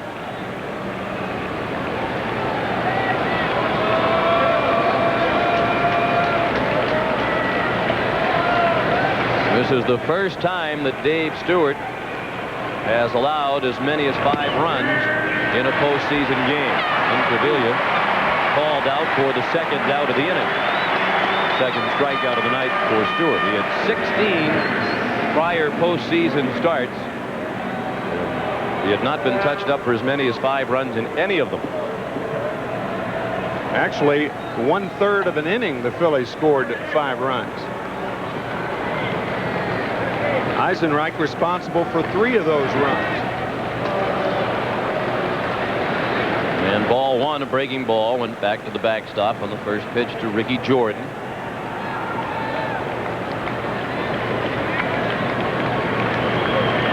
Jordan, the 8th batter of the inning. Sprague, nice play to his left. And that ends the inning. We'll return to Sky Dome after this message and a word from your local stations. In Bosnia, CBS reported on a family separated by war, their home destroyed. This is just one image that stuck with me. I just knew that I had to do something. Touched by our story, David Sager arranged to bring the reunited family to a safe new home in America. The CBS Evening News with Dan Rather and Connie Chung, teamed to cover your world. Emmy winners Tom Skerritt and Kathy Baker return in the Emmy-winning Best Dramatic Series. CBS invites you to experience television's best. Picket fences in 5 days. This is CBS. In the 1980s, people might have accused us at Continental Insurance of being a little boring. We shied away from junk bonds. We shied away from commercial real estate. Today, after 135 years, we have one of the highest quality portfolios in the insurance industry. Now, everyone's trying to be boring. But nobody does it better than us. Continental Insurance. We never let down our guard. I love this place! It's the new Burger King Everyday Value Menu, featuring the one-of-a-kind, great-tasting Flame Broiled Whopper with fries and a drink for only $2.99. Get it in your favorite Burger King foods at new, lower, everyday prices. It's sure helping my budget. Check your Burger King for their everyday low prices, and be sure to try the #1 preferred burger, the Whopper, with golden fries and a drink for only $2.99. Value every day. Have it your way. I love this place! Everyday value. Is life great or what? 8 different manufacturers make compact pickups. So how do you choose one? Look closely and it's obvious. Some have cramped interiors, some lack horsepower, and some don't get great gas mileage. Suddenly the choice is easy, because only the new totally redesigned 94 Chevy S-Series pickup gives you great fuel efficiency, a roomy interior, and more horsepower than ever before. Why would Chevy change the #1 selling vehicle in the Carolinas? Because we knew how to make the best even better. See the all-new S-Series today at your Carolina Chevy Geo dealer. A somewhat brighter and warmer tomorrow, the forecast after the game. Now look back at Game 2 from last year's World Series. Well hit to left field. To the wall, Deion Sanders. Home run, Ed Sprague.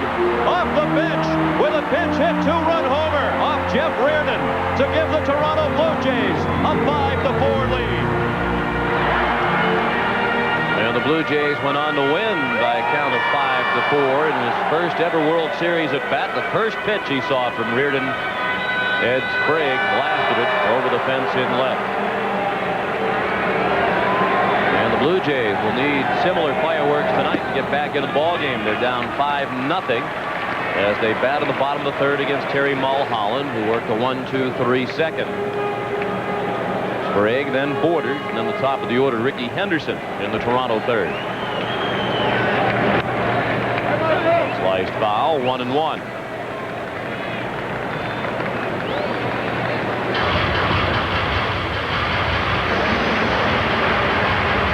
Ed Sprague Jr., his dad, was a major leaguer and is now a scout for the Baltimore Orioles. And he must be a pretty good scout. He signed some of the Orioles' best players, including Mike Messina, the pitcher, and Jeffrey Hammond, considered Baltimore's top prospect when he was recalled during the season from the minors. You played against Ed Sprague's dad. Played against him and with him. Pitcher, right-handed pitcher, who played for Cincinnati, the Cardinals, several other clubs.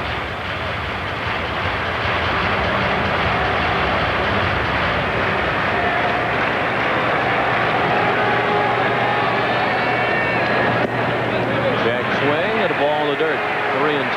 Tito Gaston still has not decided if it'll be Sprague who comes out of the lineup when the scene shifts to Philadelphia and the pitchers have to hit. A pop-up in foul ground between home and third. Dalton has room, and the ball 1 out.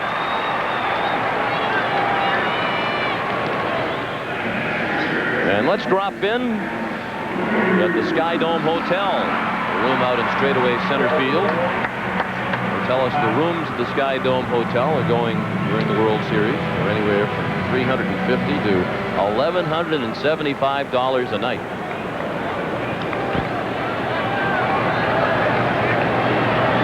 You notice they've numbered the windows up there now. They've had a few X-rated episodes over the years in the Sky Dome Hotel. And now if anything like that happens, they know in which room it occurred, and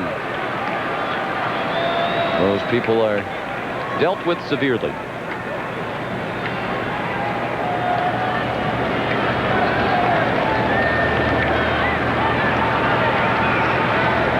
They do post warnings in those rooms that the people in the ballpark can see into the rooms in the Sky Dome Hotel. Pat Borders, the batter, the MVP of last year's World Series. Quickly behind in the count, 0-2. Pat says he has little recollection of last year's World Series when he was the MVP. It all seems like a blur. And there is the possibility, and Pat has raised it himself, that this might be his last World Series with the Blue Jays. They've talked about trimming the payroll in the offseason. They have a top prospect in Carlos Delgado, who is a catcher. Anything he's ready to play at the major league level. Yeah, they think he's ready to hit at the major league level, but catching at the major league level could be a mistake for the Blue Jays as Borders slices one to right field for the first Blue Jay hit.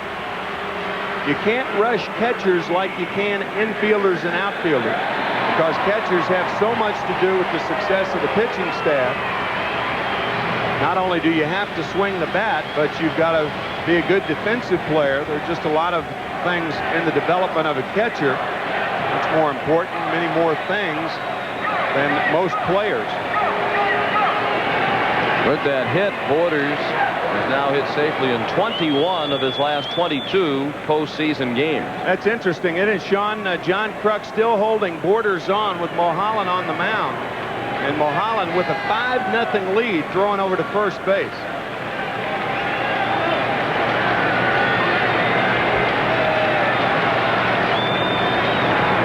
Borders heading back to first base as Mulholland threw a ball to Henderson.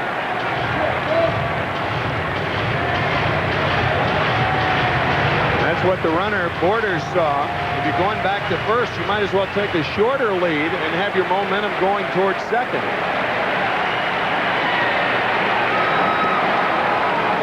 So the likelihood of picking Borders off in a situation like this almost nil. I think if I were Jim Fregosi, I'd play Kruk behind Borders. The chances of Borders running non-existent with a 5-0 trailing by 5 zip. If Henderson squeaks the ball through on the right side, the Phillies could regret it. Of course, Henderson is a pull hitter. There is a big gap on the right side with Kruk holding the runner on.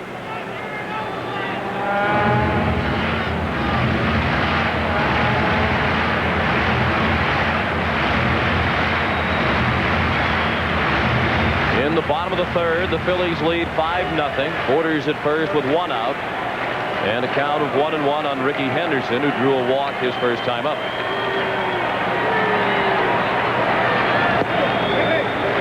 Ball 2, 2-1.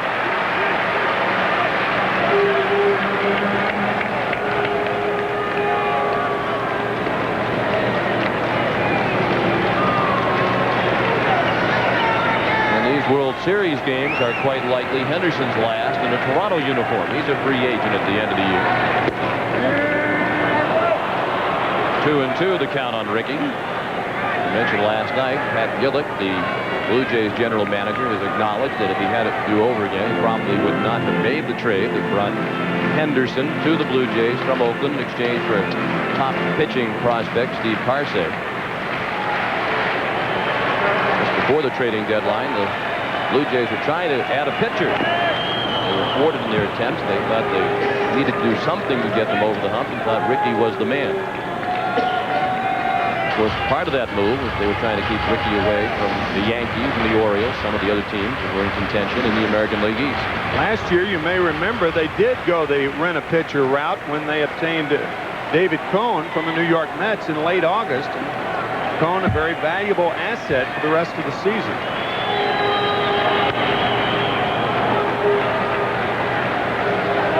Despite his troubles with Toronto over the second half of the season, Ricky Henderson expects when he goes out in the free agent market that he will be rewarded with the contracts that will rank him among the top 10 highest paid players in the game.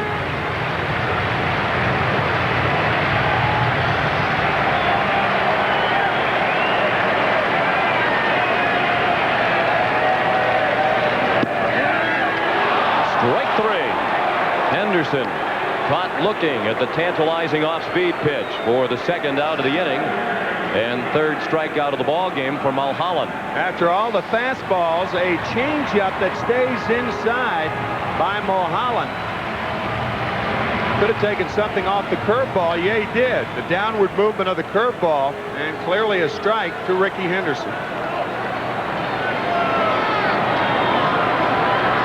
Borders is at first now with 2 outs, and Devon White looked at ball 1 outside. Tell you, Sean, it's a bad time for a player to go on the free agent market. The television money, the network television money, is going to be sliced at least in half. Certainly more clubs are aware of that, so I'm not too sure Ricky can command those types of bucks in the top 10 players. Right to center. Dykstra on the move at the warning track. He makes the running catch. So again, Devon White put a charge into one, but Dykstra was able to run it down. And after 3, the Phillies lead 5-0.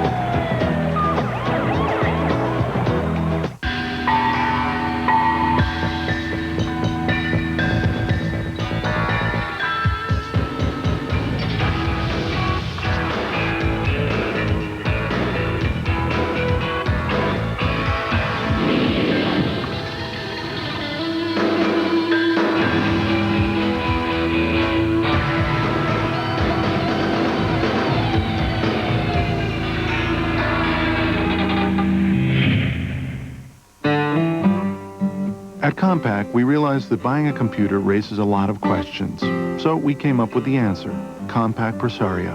Powerful computers that come preloaded with software that can correct your spelling or balance your checkbook. In fact, the Compaq Presario can even answer your computing questions.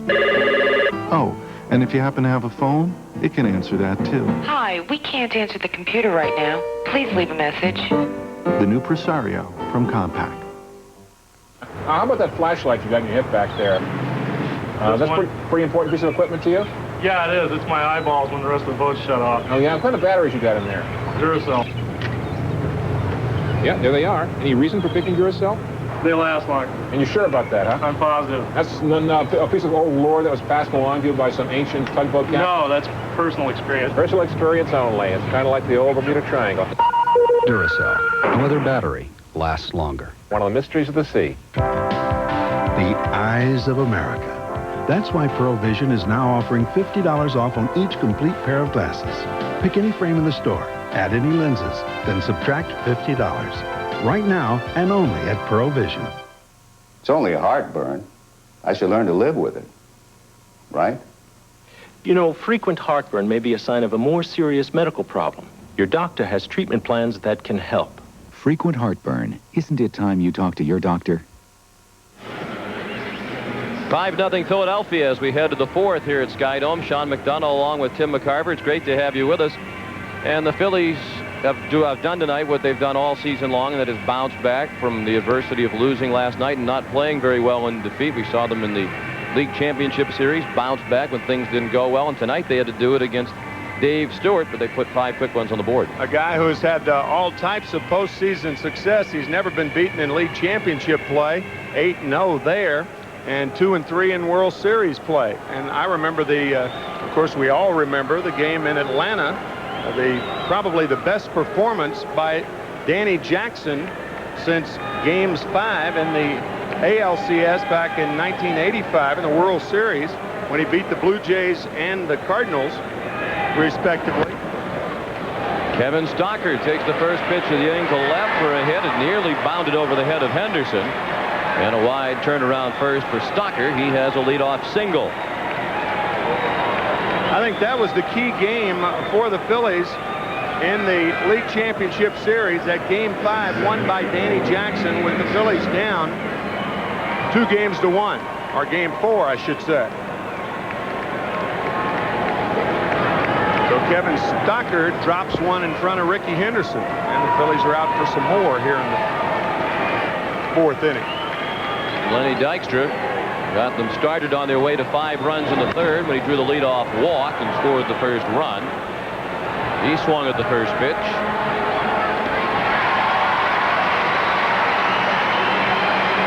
One out. Stocker still at first. At the conclusion of tonight's game, Tim and I will select the Chevrolet Player of the Game. Chevrolet will donate $1,000 in the player's name to the Special Olympics. Interesting that Dykstra, who went to a full count the first 2 times up without swinging the bat, swung at the first pitch, perhaps thinking that Stewart would be thinking that Dykstra would be taking. That's right. Now Duncan looked at a first pitch breaking ball for strike 1. He's been on base twice again tonight. An infield hit in the first. He walked and scored last inning.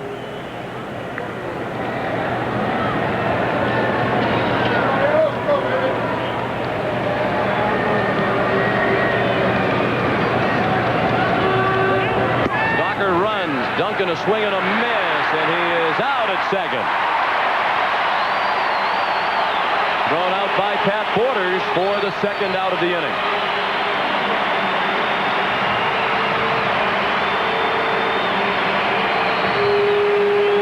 On the hit and run, the runner at first base has to make sure the pitcher pitches.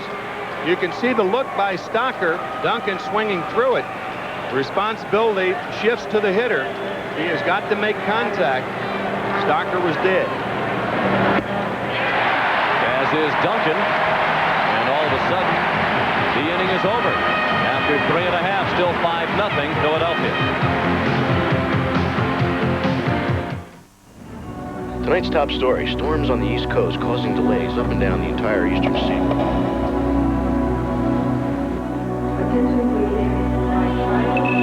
No, my plane's stuck somewhere back east. Your flight has been canceled. The 5 most hated words of every business traveler.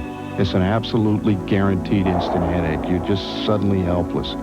On a day like this, I know it's not the airline's fault. That's not the point. Sir, your plane has been held up. I'm just looking for some answers. There's a couple ways we can I want somebody to tell me my options. Los Angeles at 7 p.m. I just want somebody to tell me when I can get out of Let's see if here. we can reroute you through another city.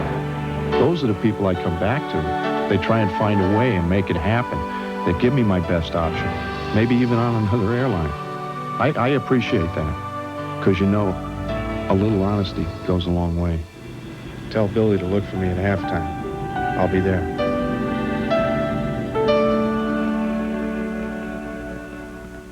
Question: if your cold pill's so good, how come your symptoms keep coming back? Because your pill doesn't work 24 hours. Introducing Effidac 24, the first cold tablet so effective just one works 24 hours. Look, Sudafed drops off after 6 hours, Tavist after 12. So your symptoms keep coming back, but just one Effidac gives consistent relief for 24 hours. So your symptoms don't come back. New 24-hour Effidac keeps cold symptoms from coming back. I want the truth, not a song and dance. I want better, not more expensive. I want a car I can afford and like. Hey, I just want my money's worth. Okay, actually, I want more than my money's worth.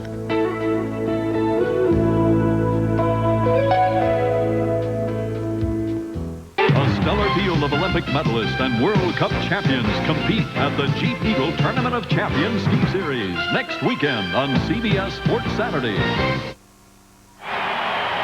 Earlier this season, Dave Stewart said Paul Molitor is the best teammate he's ever had. We asked Paul about that. The admiration I had for Dave playing against him all the years, particularly when he was in Oakland, and then to have a chance to be his teammate throughout this season and see what he means to a club and have him direct some very complimentary things my way. I told him after we clinched the division in Milwaukee that I had cut that little clip out and put it away, and we'll keep that in a very safe place, because you know, when you get respect from people that you respect and it comes back to you like that, that means a heck of a lot. You can take that with you a long ways. First pitch of the fourth inning, a ball low to Molitor. In his first year with Toronto, after 15 seasons with the Milwaukee Brewers, and he became an instant fan favorite. Were he in that election, he might win. There are national elections upcoming here in Canada. He became as popular as the player he replaced, Dave Winfield. Dave Winfield, who reached 3,000 hits this year.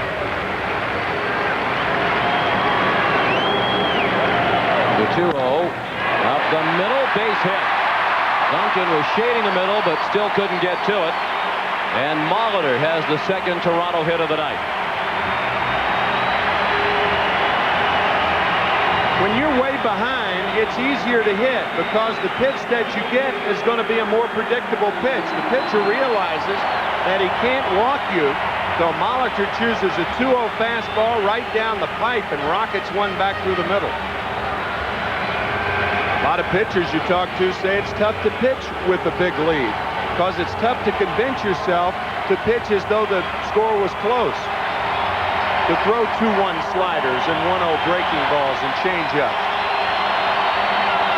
The fans trying to help the Blue Jays climb back into this one. They're down 5-0 as they bat in the fourth inning of Game 2 of the World Series. Blue Jays won Game 1 last night 8-5. First pitch to Carter, ball just inside. He flied to right his first time up.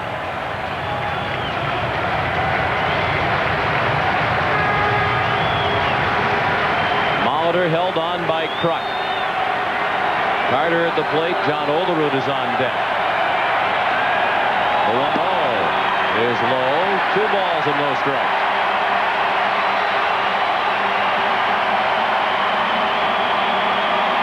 You mentioned that Paul Molitor was signed to replace Dave Winfield after Winfield departed as a free agent, went to the Minnesota Twins. That sequence of events really surprised the Blue Jays front office. They knew that they would have a big turnover in their roster because they wanted to trim the payroll and simply couldn't afford to keep many of the members of last year's World Championship team around. They really believed that Winfield was one of the players who was going to stay. They were pleasantly surprised in the other direction when Carter decided to stay. But it was only when Winfield decided to leave and go to the Twins that the Blue Jays pursued Paul Molitor, and they wooed him with a 3-year contract for $13 million. They've been repaid for their wooing. That's a lot of woo. Pulled foul. Paul said it was still a very difficult decision to make, even though the Brewers couldn't afford to match that kind of money. When you have the kind of history in a town like Molitor had in Milwaukee, that's a very difficult thing to walk away from. Paul said this trip to the World Series has reinforced the notion that he made the right decision in coming to Toronto.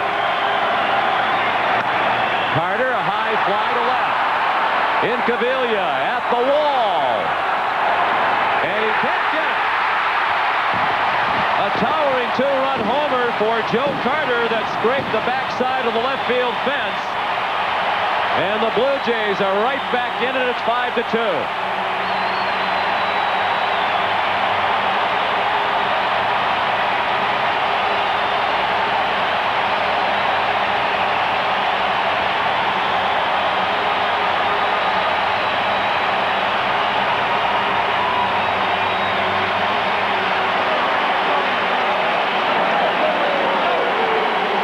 This ball was a wall scraper.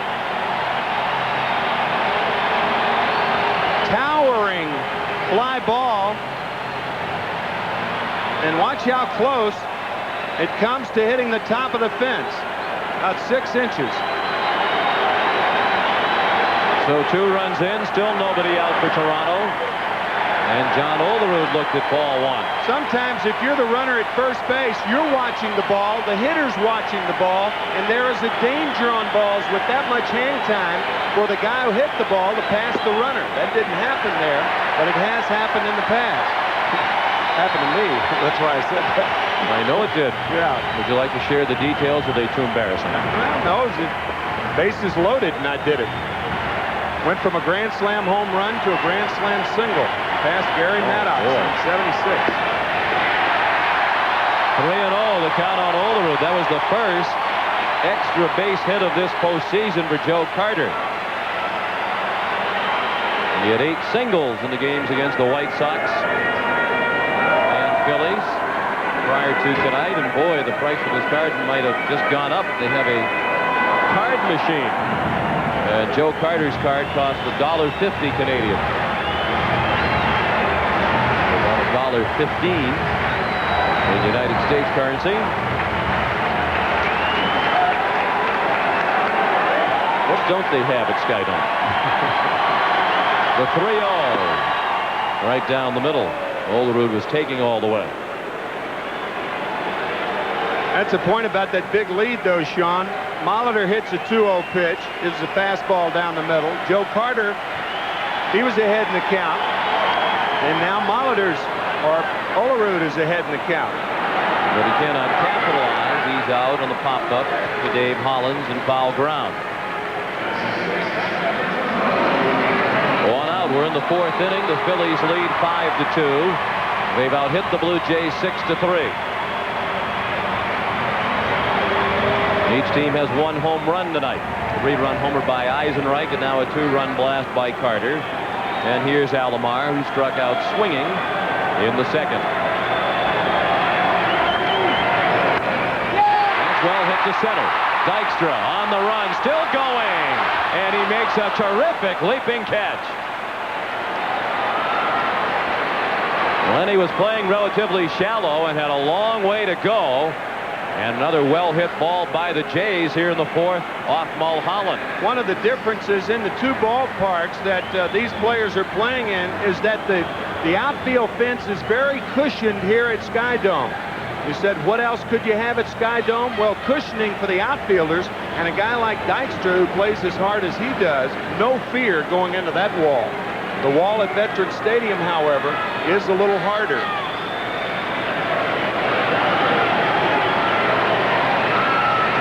2 outs and the base is empty. Tony Fernandez, the batter.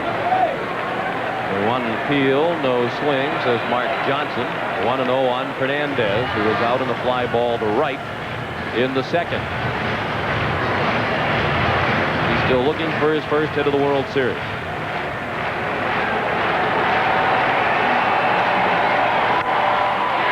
Another line drive in the inning, and another base hit for Toronto.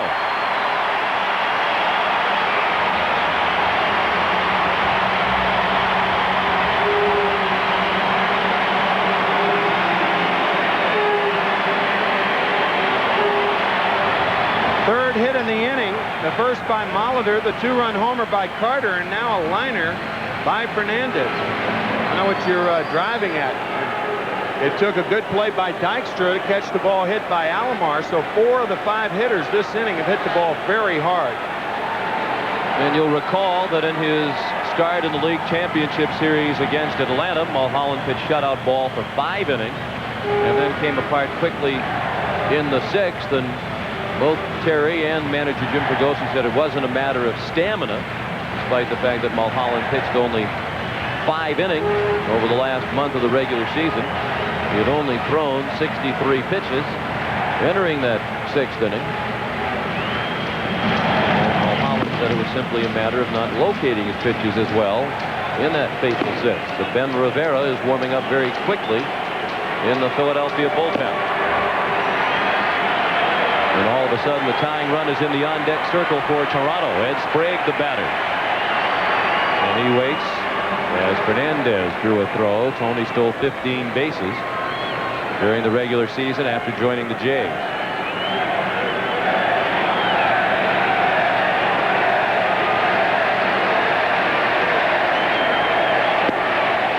Good off-speed pitch to start Sprague with strike one.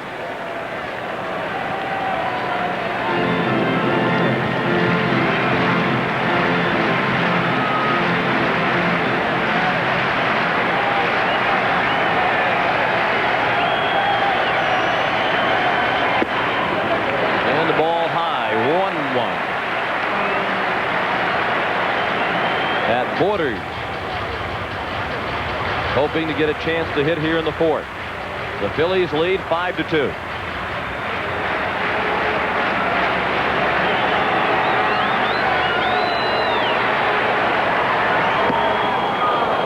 Holland has that interesting hitch in his delivery, almost as if he's picking up his arm. That's very unusual. He leads with his glove, and the hand follows very closely. We mentioned at the earlier in the telecast that he throws out of his uniform, and that's one of the very difficult things about picking him up. That's what hitters complain about. And Sprague has nothing to complain about, as strike three was right over the middle. But the home run by Carter has the Blue Jays back in it. It's 5-2 Philadelphia.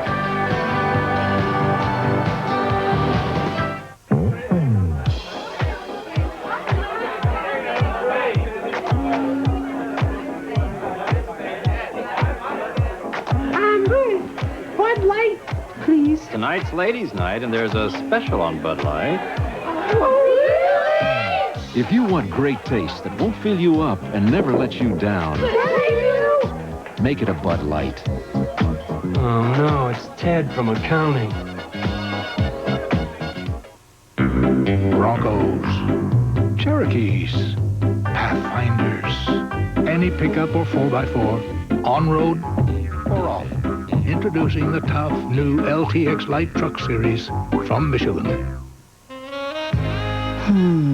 I wonder what the warranty covers. How does Prism's 24-hour roadside assistance work anyway? Can I get anti-lock brakes? Are the dual airbags really standard? Before you buy a new car, you have a lot of questions. Call 1-800-GET-TO-KNOW and get to know all the answers about the new Geo Prism. How about if I just take this one?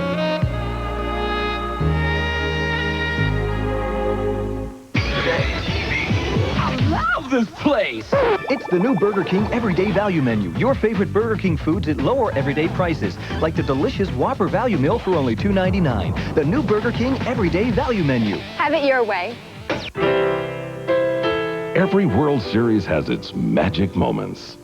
Major League Baseball's official book of the 1993 World Series will bring you onto the field, into the clubhouses, and behind the scenes in hundreds of dramatic color photographs. Featuring exclusive analysis by Hall of Famer Joe Morgan, this coffee table fall classic collectible is a must for all fans and makes a great gift. Order this hardcover book now for only $29.95 and we'll pay shipping. Call 1-800-488-1000 or Ticketmaster, or send a check to the address below. That's 1-800-488-1000. A message from Major League Baseball. During a recent appearance on the Lake Show with David Letterman, John Kruk talked about his uniform number change. I had number 28, and we made a trade for Mitch Williams, and I saw where Ricky Henderson gave a guy $25,000 for a number. Well, I got 2 cases of beer. Yeah. So Mitch got number 28. Why did he want 29? He wanted 28. He wanted 28, I'm sorry. Because his wife had a bunch of jewelry with number 28 on it. So. Oh, that's beautiful stuff. Yeah. The big 28 earrings. A lovely touch. The best part about it is now is he got divorced. Oh. Now he wears number 99, and the 2 cases of beer are gone. Oh, that's too bad. It's a sad story. John left out the rest of that transaction. Mitch Williams also threw in a case of ring dings.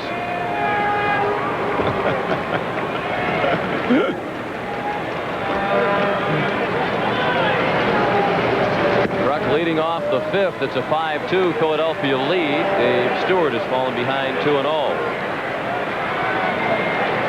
Been a big part of the Phillies offense in the postseason. And tonight, Kruk has driven a run and scored one. That came during the 5-run third. Yeah, he has been a Kruk driver in this series so far, driving in 3 runs.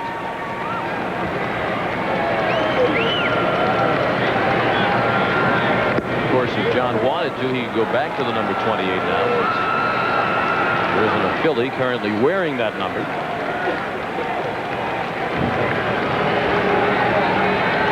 Kruk, Hollins, and Dalton against Stewart in the 5th.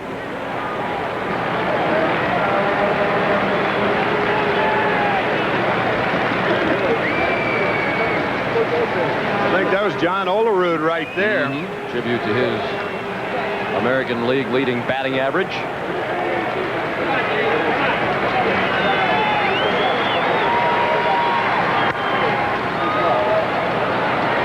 Matter of fact, for the season, John Kruk hit .316. That was 8th in the National League, but 5th among National League first basemen.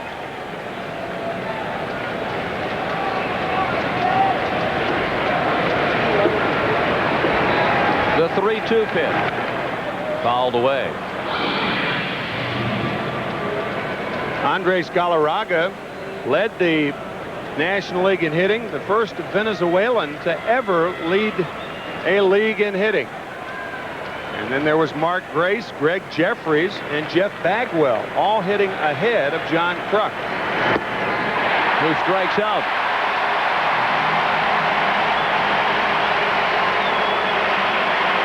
Fourth strikeout of the ballgame for Dave Stewart. Tomorrow is a travel day in the World Series. And the World Series resumes Tuesday night at the Vet in Philadelphia. Airtime here on CBS, 8 Eastern Time. The first pitch at 8:12. Pat Henkin and Danny Jackson, the Game 3 starters. That's Tuesday at 8 here on CBS. 3, 4, and 5 if necessary. Will be played at the Vet. Dave Hollins. A swing and a miss for strike one. He singled to drive in a run in the 3rd and scored in that inning. He struck out swinging in the 1st.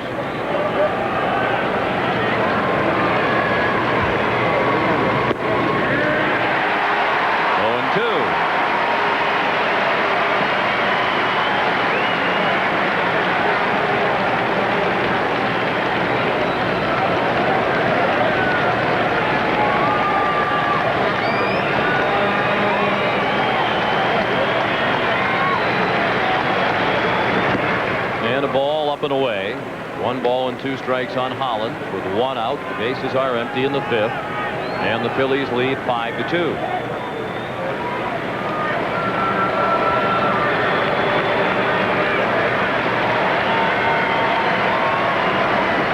I mentioned earlier that Dave Stewart was briefly a Philadelphia Philly. He was traded to the Phillies in September of 1985 by Texas for a pitcher named Rick Surhoff, and then was released by Philadelphia early the following season, May 9th of 1986.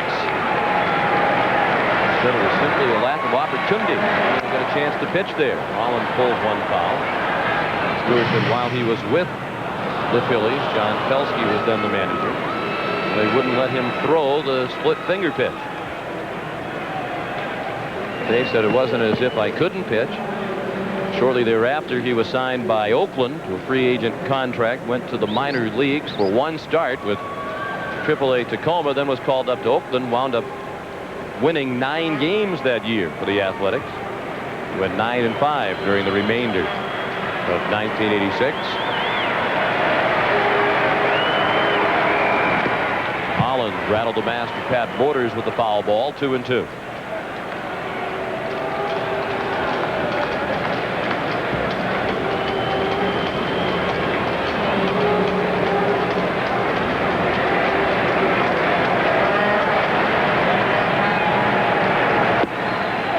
Just inside, the count is full.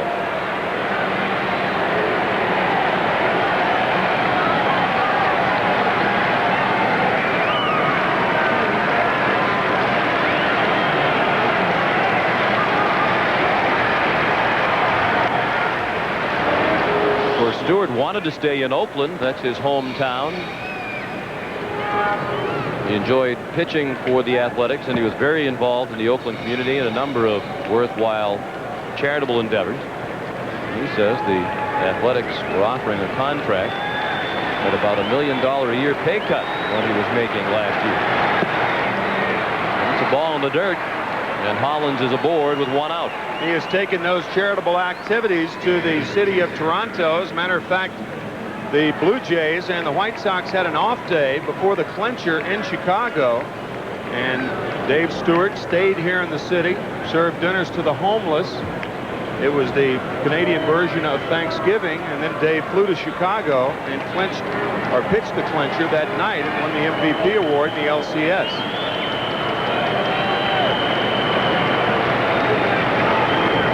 A performance for which Canadians everywhere gave thanks. They fed over 600 homeless people that day, thanks to the efforts of Dave Stewart. Says he'll divide his time in this offseason between Toronto and the San Francisco Bay Area. Aaron Dalton 0 for 2 tonight. Count even at 1-1.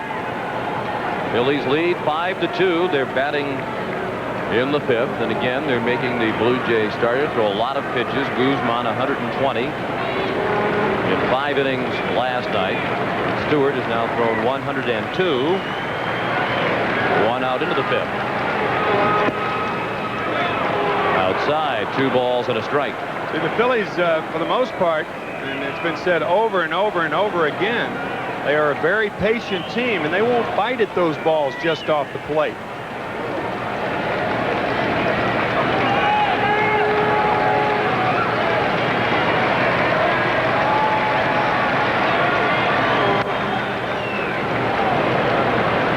Now there is action in the Toronto bullpen. Left-hander Tony Castillo is warming up. He's the only left-hander available in the Toronto bullpen tonight. Val Leiter got the win, pitching 2 2/3 innings last night. And Galen Cisco and Cito Gaston still haven't decided who the starter will be in Game 4. They get the out at second. Holland stayed on the bag just to make sure he was called out. He thought perhaps that Alomar had come off the bag for fielding the throw, but they get the play. 5-4 at second for the second out. Well, with a guy like Dalton up, a second baseman has to play him to pull. So Alomar had a long way to go and was not really in a position to turn the double play, even though Dalton did not hit into but 2 double plays all year in 136 situations. Hollins thought perhaps Roberto was off the bag, but he did appear to stay on the bag and leaped out of the way of the sliding Hollins. Jim Eisenreich, the batter. He owns the biggest hit in this ball game, a 3-run homer, capping the 5-run Philadelphia third. He walked his first time up. Based on the numbers you saw for his career against Stewart, his success tonight is not that much of a surprise. Strike 2, 0-2. It's only the second 3-run homer allowed by Dave Stewart in 1993. The other to George Bell at Chicago on July 19th. Check swing. No swing, says Tim McClellan. Well, we'll take a look at it. No, he didn't go. And the pitch was definitely outside.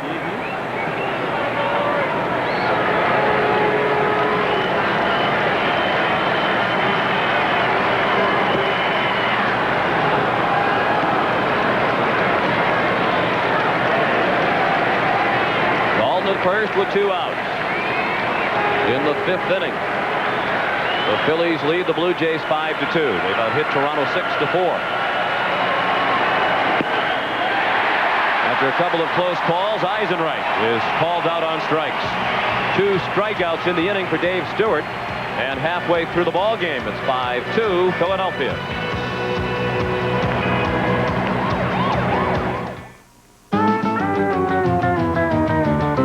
You've got to attack the courses. You've got to master the machinery.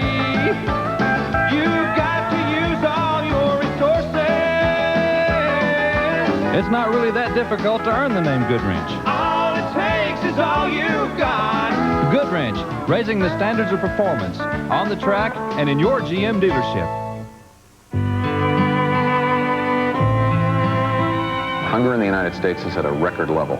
The best estimates are that there's 30 million people that are hungry in this country. There are many, many infants and young children who suffer from malnutrition. There's just no excuse for that kind of tragedy. What Share Strength does is we get resources to communities so that they can feed more people more effectively. It's going to take a lot to solve hunger in this country. We're grateful for American Express card member support in helping to provide a meal every time they use the card. Now till December 31st, use the American Express card to help feed millions of people. The charge against hunger is a battle that we can win. If you think the World Series is big, wait till you see what's coming in November. Because we've got the greatest movies, miniseries, and specials. First, America's most talked about love story. Demi Moore, Patrick Swayze, and Oscar winner Whoopi Goldberg. Ghost. Something's gonna happen. Something horrible. Valerie Bertinelli is a woman on the brink of insanity, based on the true story, Murder of Innocence. America's #1 show celebrates its 25th year. A special 2-hour, 60 minutes. Followed by the biggest miniseries of the year. John Voight, Barbara Hershey, Louis Gossett Jr. return to Lonesome Dove. You watch them grow up. Now Richard Thomas and the family reunite for an unforgettable Walton Thanksgiving.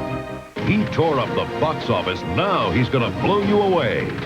Bruce Willis, Die Hard 2. Enjoy the World Series, but don't forget, the excitement is just beginning.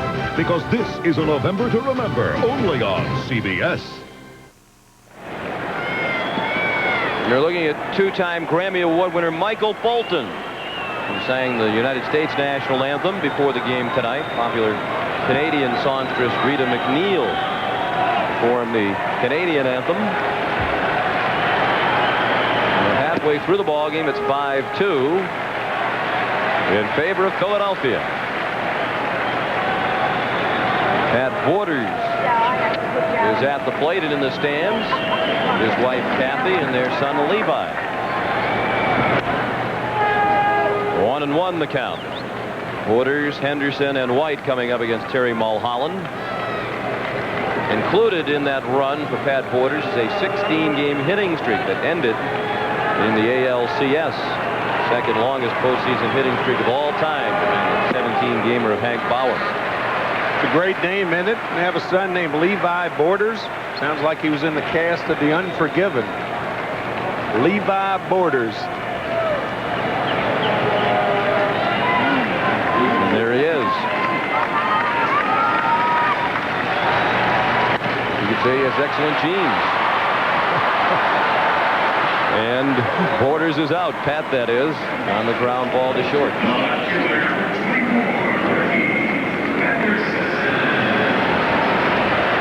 Levi, one of two children born to Kathy and Pat Borders. They have a daughter, Lindsay Ray. And Pat has the names of his children embroidered into his catcher's mitt.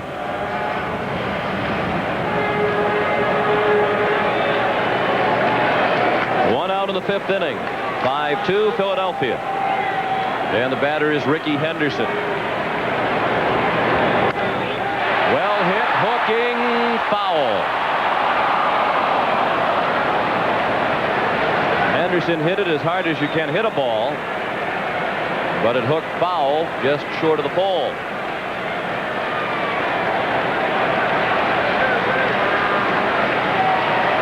Situation of a guy getting up, looking for the fastball, getting it, and being just a little out in front. Ricky with 21 home runs on the year.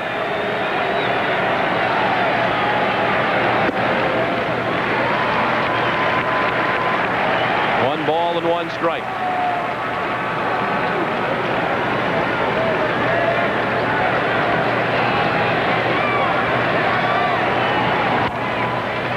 Old foul just past the bag. We saw last inning an example of the humor of John Kruk from his appearance on the David Letterman show.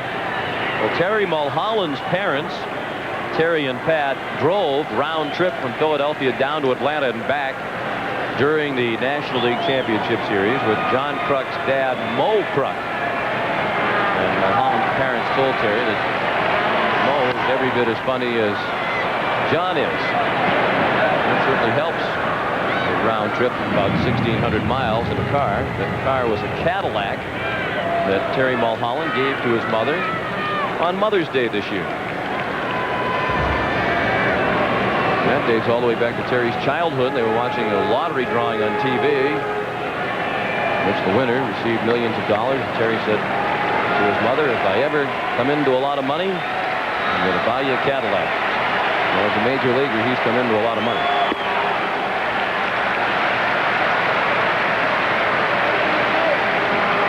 Two and two, the count on Henderson.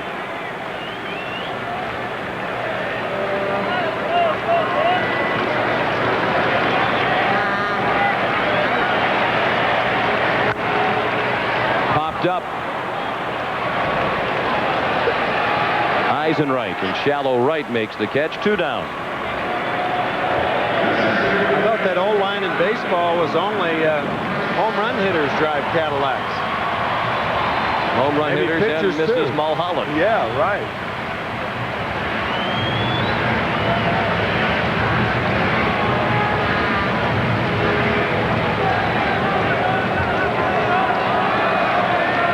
Devon White 0 for 2. He flied to center in his last at bat. He struck out swinging in the first. 1 strike on White.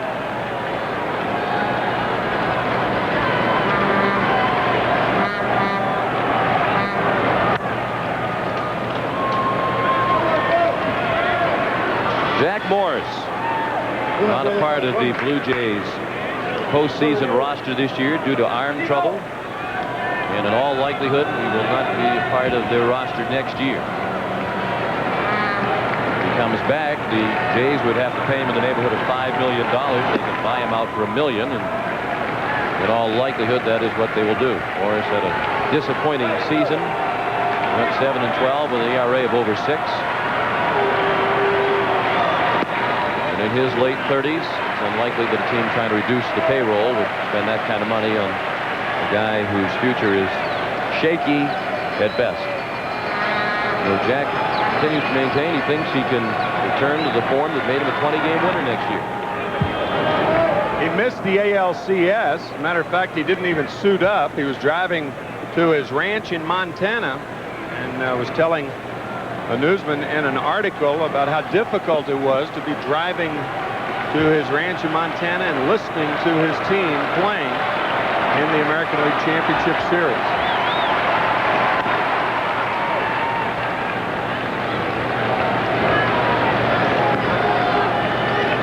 Jack Morris, the MVP 2 years ago when the Minnesota Twins beat the Atlanta Braves in 7 games. You can never forget that 10-inning performance in Game 7.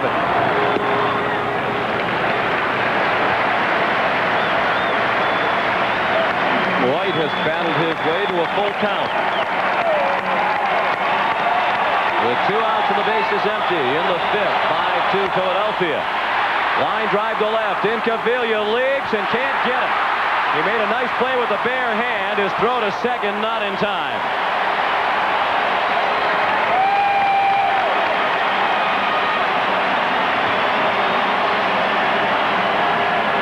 Surprised that the wall survived that collision with Pete Incaviglia. He went hard into the left field fence.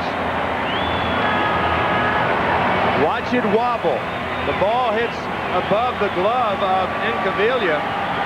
He barehands it nicely, but White with an easy double. That ball was a tracer to left field. We talked, by the way, about Jack Morris and about winning the MVP award 2 years ago. Last year, Dave Winfield with the game-winning hit in the World Series. And could it be Paul Molitor this year? Well, that's that St. Paul connection. All 3 of those players are from St. Paul, Minnesota. White at second. And here is St. Paul native Paul Molitor, who has walked and singled. And he scored on the Carter home run in the 4th.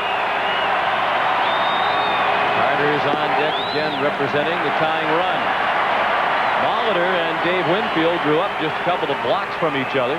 Obviously, Winfield is a couple of years older. Both grew up wanting to play for the Minnesota Twins. Both went on to play college baseball at the University of Minnesota. Molitor wound up taking Winfield's place this year with the Blue Jays. Duncan had him play perfectly, and that ends the inning. After 5 in Game 2, 5-2 Philadelphia.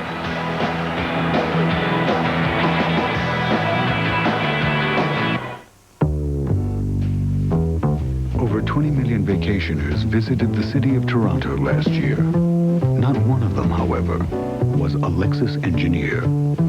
Why? Let's just say they were busy.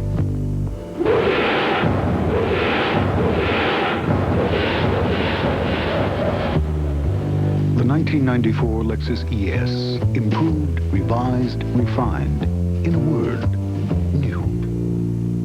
hey, genius, can I get my airline tickets? Huh? Oh, look, we're going to need you to pitch in on that budget analysis. You know, I'd love to, but you know, I'm on the road at the Hyatt. Okay. Mr. Dennis, I can call the Hyatt and they can get you a computer.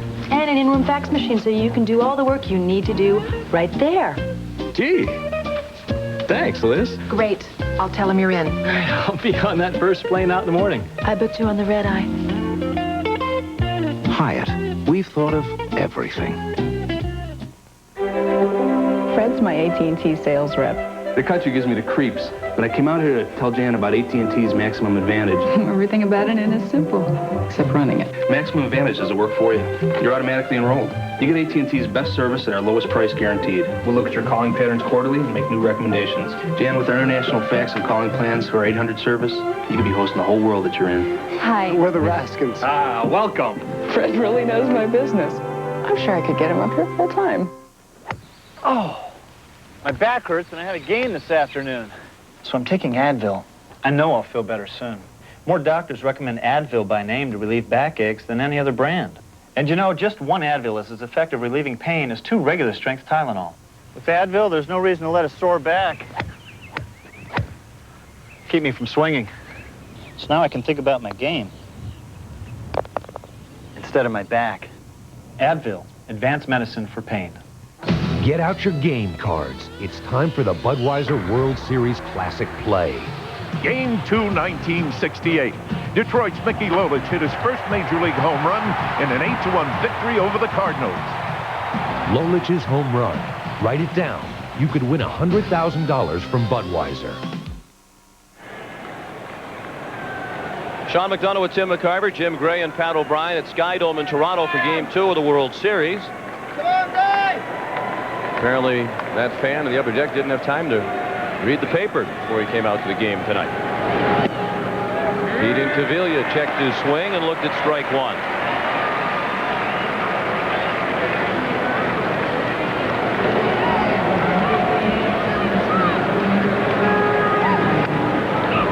Pace of play has been really plodding in these first 2 games of the World Series.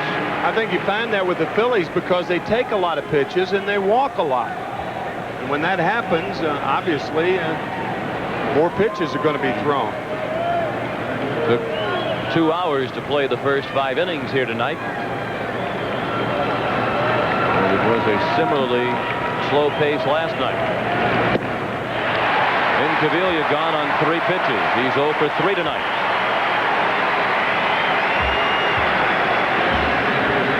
Five strikeouts now for Dave Stewart. Make that 6 strikeouts for Stewart as Incaviglia waves at an outside fastball. Really the only bad inning Stu has had tonight. The 3rd when he gave up all 5 runs.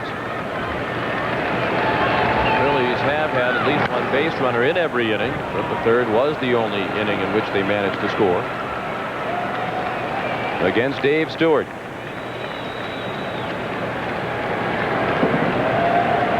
Who's working to Ricky Jordan. Fouled the first pitch away for strike 1.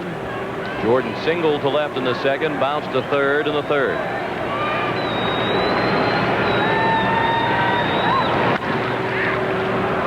Alomar, shallow right center. 1 hot throw for the out.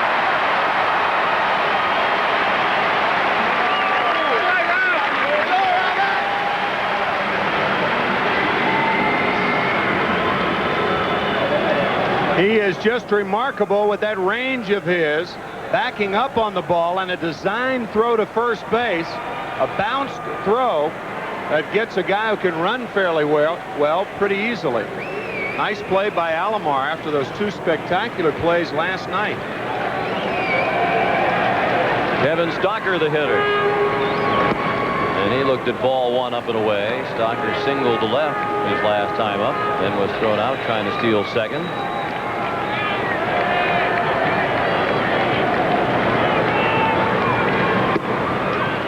Ball 2-0. You've heard of playing baseball in your own backyard. For Alomar, it's almost true. He lives here at the Sky Dome Hotel and has since his trade from San Diego.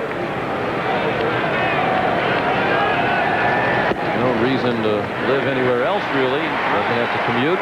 Says if he needs to be here at 10:50, as he did for the workout before game one, he gets up at 10:30, takes a quick shower, comes down to the elevator, and he's here.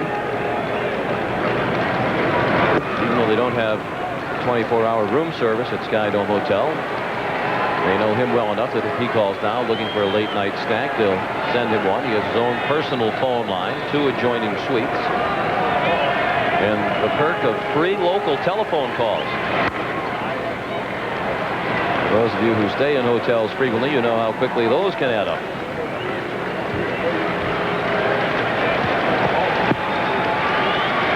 Full count on Stocker. 2 outs and the base is empty. Top of the 6th. 5-2 Philadelphia. Stewart trying to work his first 1-2-3 inning. He hasn't had a perfect inning yet.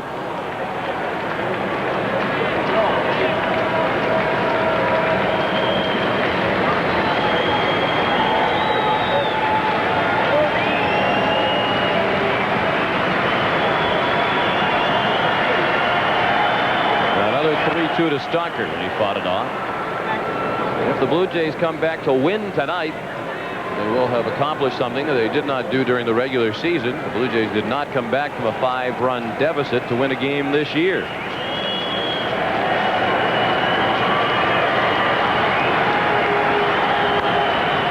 A pop-up.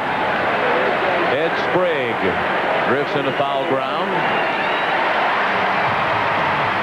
And a 1-2-3 inning for Stewart. We'll return to Sky Dome after this message and a word from your local station. South of Sunset starts Wednesday, October 27th, starring Glenn Fry.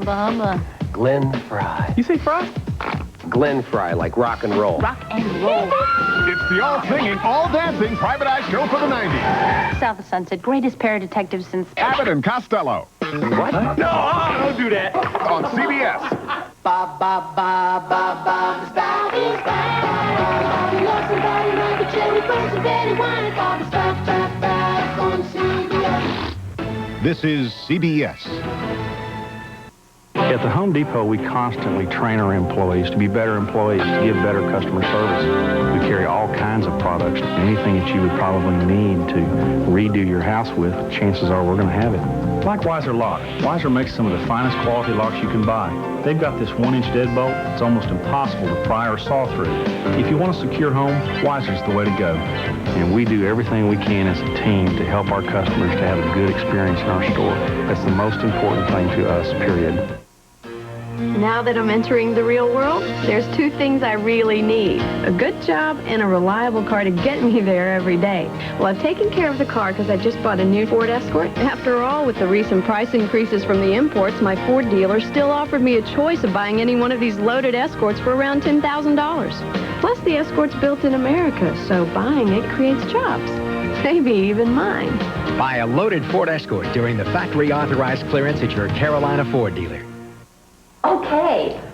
My sister, every winter she calls me to complain about the same thing. My house is like ice, she says. The electric heat pump runs all the time, and you should see my bills. She says, something must be wrong with the heat. So this year I told her, something is wrong with your heat. It's electric. I have a gas furnace. It's always comfortable, and it costs less. So how long do you think it'll be before she has a gas furnace, too? Call Piedmont Natural Gas, because gas cuts the cost of comfort. Attracting foreign markets to help our state's economy after the game. We're heading to the bottom of the 6th here at Sky Dome. The Phillies lead 5-2. Sean McDonough with Tim McCarver. Dave Stewart has his legs back under him after that rocky inning in which he allowed the 5 runs.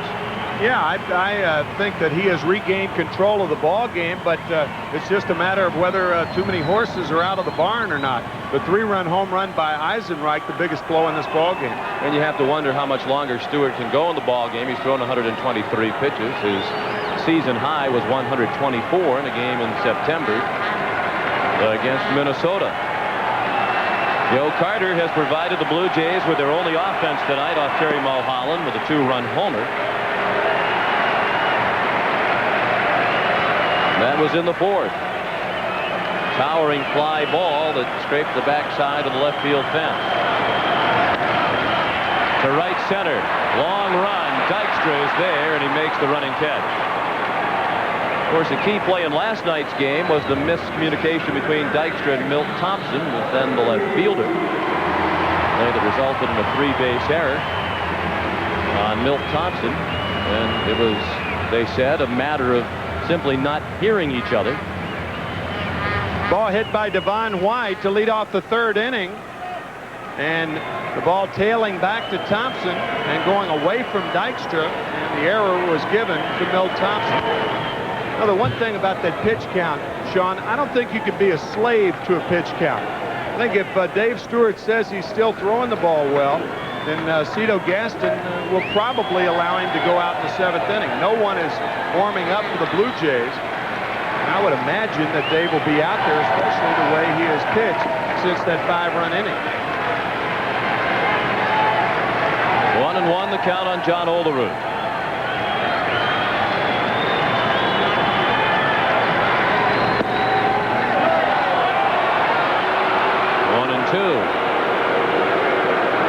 Sense will tell you that guys feel differently on different days. Sometimes they're stronger. Sometimes they can go longer in a game than they can on others. Pulled down to 3rd. Kruk to Mulholland for the out. 2 gone in the Toronto 6th inning. John Kruk has been nursing a sore lower back throughout the postseason play. He makes a nice play and a nice underhand toss to Mulholland to get Olerud.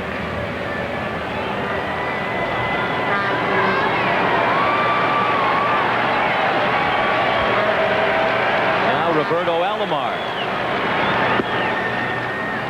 Alomar and Kruk played together in the San Diego organization. Kruk was the first baseman for 1 year with Alomar by his side at second base. Kruk says he used to play right on the first base line because he knew Roberto would cover the rest of the ground between first and second. That was a grass field, and now on the artificial surface, I think his range is about 5 feet farther to his left and right. Good pitch on the outside corner. Alomar in the hole, 1-2.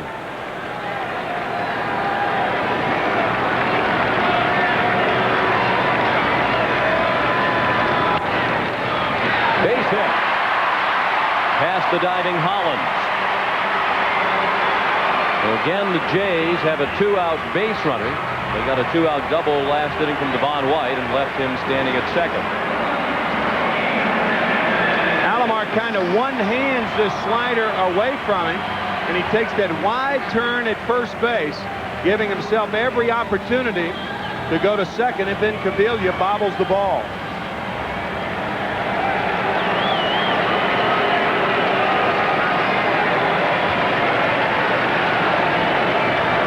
Alomar's 1 for 3 tonight. Here's Tony Fernandez, 1 for 2.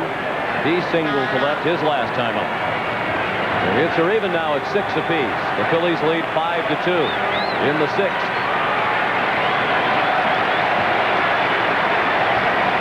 Alomar stole 55 bases during the regular season. And he has never been thrown out while trying to steal in postseason play. That's 15 times without being caught. Most consecutive steals in postseason history. He is less likely to steal now with the Blue Jays trailing by 3, 2 outs.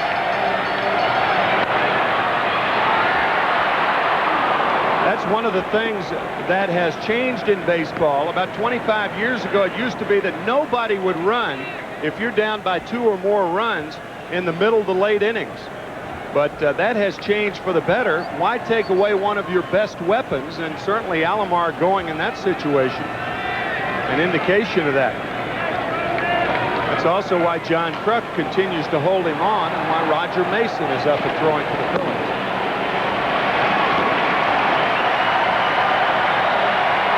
Alomar at first with 2 outs. 6th inning, 5-2 Philadelphia. The 1-1 to Fernandez in the air in left center. In Cavilla, can't get it. Alomar around to score. And it's 5-3. It looked like Incaviglia slowed down, thinking that the ball was going to come to him. And then when he realized that it wasn't hooking toward him, he tried to pick it back up again. But by then it was much too late. He went after it like he lost the ball. He goes after it hard, and then he slows down, almost to a stop, and then he picks it up again. And by the time he gets to it, it is a double for Tony Fernandez, and the Blue Jays are 1 run closer.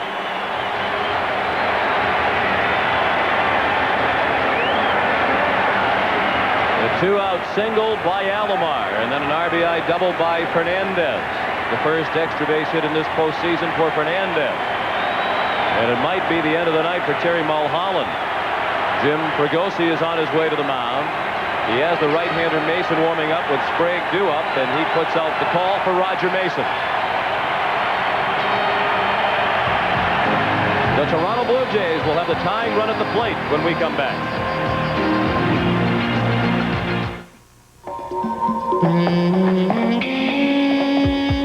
A startling proposal heads for New Orleans.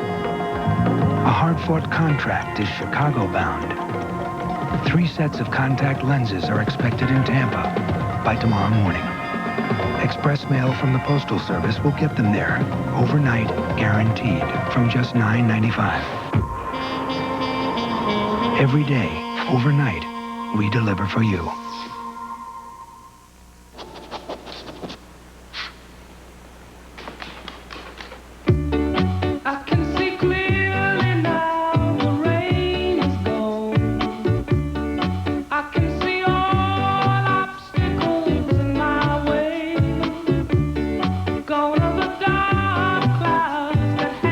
Presenting the RCA 52-inch projection screen home theater. It's bigger and brighter than almost anything out there. J.C. Penney would like you to meet some of the smartest men in America. They're not just scientists or scholars. They're men who know about value. These are the men of Stafford. From the wool and wool blend suits to the all-cotton shirts and pure silk ties, the Stafford collection gives these men a very smart look at a very smart price, which is why the smartest men in America are wearing Stafford, exclusively at... In Alaska, you'll find 586,000 square miles of untamed wilderness, 17 of the tallest peaks in the U.S., 427 species of birds, and more than 100,000 glaciers. But you'll find there's just one way to experience it, Princess. Because there's no place on Earth like Alaska and no cruise line like Princess. It's more than a cruise, it's the Love Boats.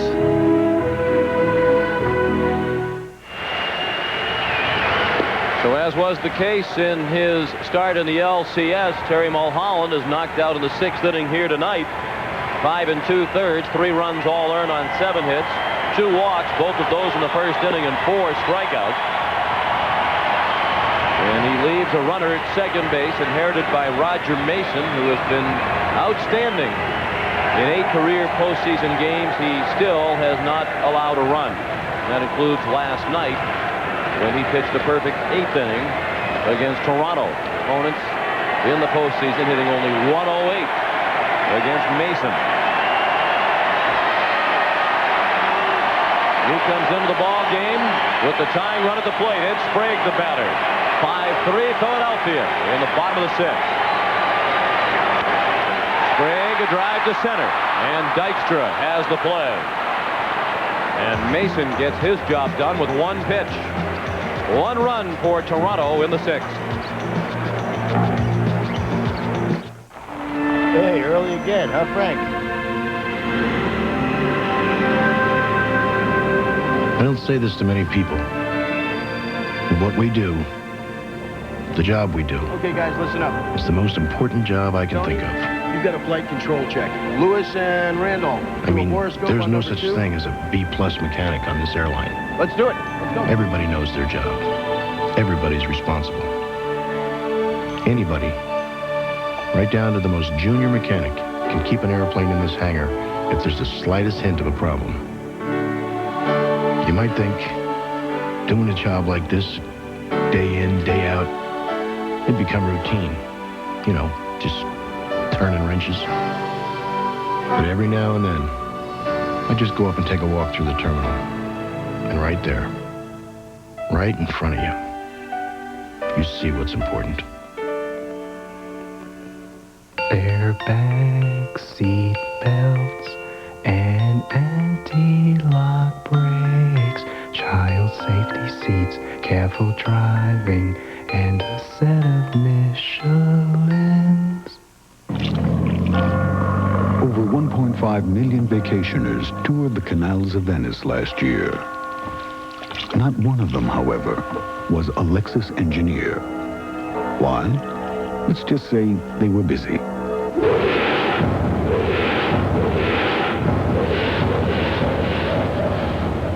The 1994 Lexus ES, improved, revised, refined. In a word,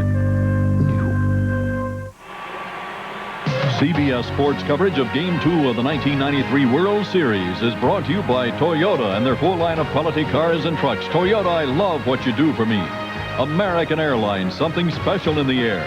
Hewlett-Packard, DeskJet, and LaserJet printers. And by AT&T, we help put your world within reach.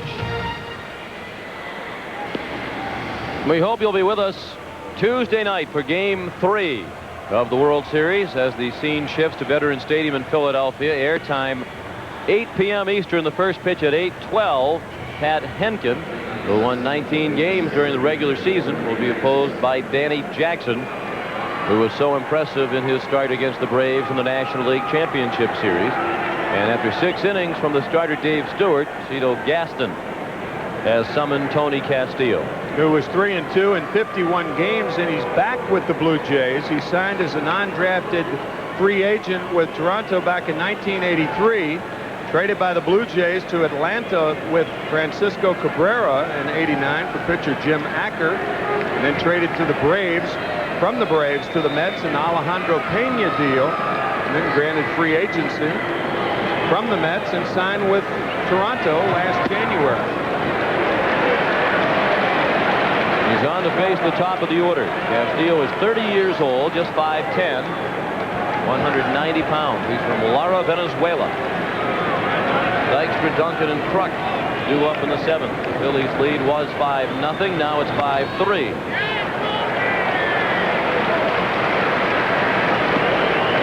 Lenny Dykstra can beat you with the bat.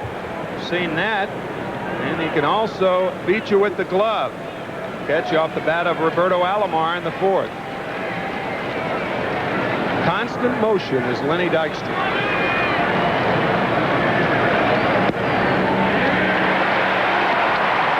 Both on and off the field.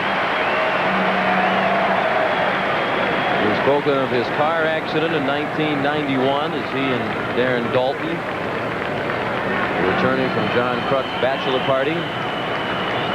Dykstra was driving the car.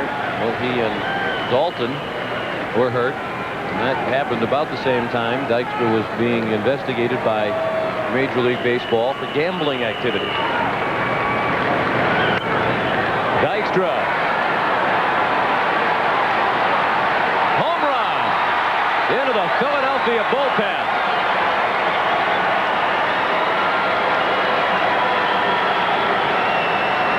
A rude greeting for Tony Castillo, provided by Lenny Dykstra. And it's 6-3 Philadelphia. And on a 1-2 count, Dykstra gets a fastball right down the pipe. He really smokes this ball. That looked like a curveball from Castillo. Had a little wrinkle in it. Dykstra hit only 2 home runs off left-handed pitchers all year. really connects here on the hanger. Another way that Lenny Dykstra can hurt the opposition. Certainly the Blue Jays didn't expect the home run by Dykstra. When Castillo was summoned, Tony allowed only one home run all year to a left-handed batter. That was Boston's Mo Vaughn. And held lefties to a .213 batting average during the regular season. But Dykstra with the home run, the second of the night for the Phillies. And they've pushed the lead back up to 3 runs. Still nobody out in the 7th. 1-1 the count on Duncan. And now 2-1.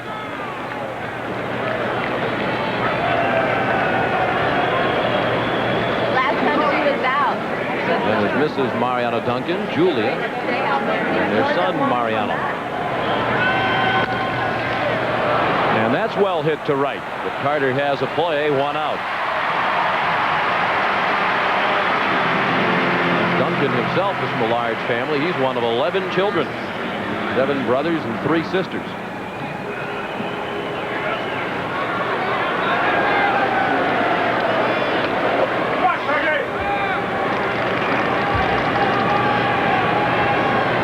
John Kruk. 1 for 3 tonight. He singled to drive in a run in the 3rd, and he scored on the Eisenreich homer. 1 strike on Kruk. Dave Stewart worked 6 innings. He allowed 5 runs, all earned on 6 hits, including the Eisenreich home run. And there's a base hit for Kruk. He has 5 hits in the first 2 games of the World Series. That home run, by the way, for Dykstra, his 7th postseason home run, and he has hit 6 from the leadoff spot. That ties the major league record. Hank Bauer and Davey Lopes also had 6 home runs as a leadoff batter. The only time he hit a home run when he wasn't leading off in the 1986 playoffs, when he won a game with a 2-run homer off Dave Smith of Houston. He was a pinch hitter in that game. Dave Holland swings around to bat for the right side, his stronger side. And after ball 1, the pitching coach, Galen Cisco, trots to the mound. Finished the line on Dave Stewart. He walked 4, struck out 6 through 123 pitches while he was out there.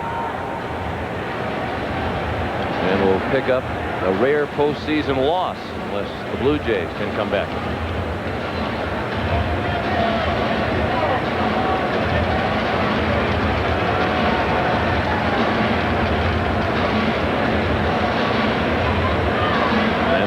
Before the ball game is finished, we'll see Mitch Williams. If the situation remains as it is now, he'll certainly be on later on.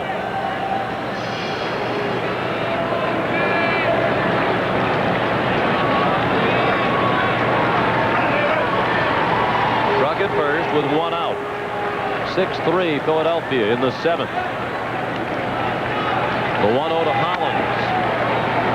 Fouled away to the right.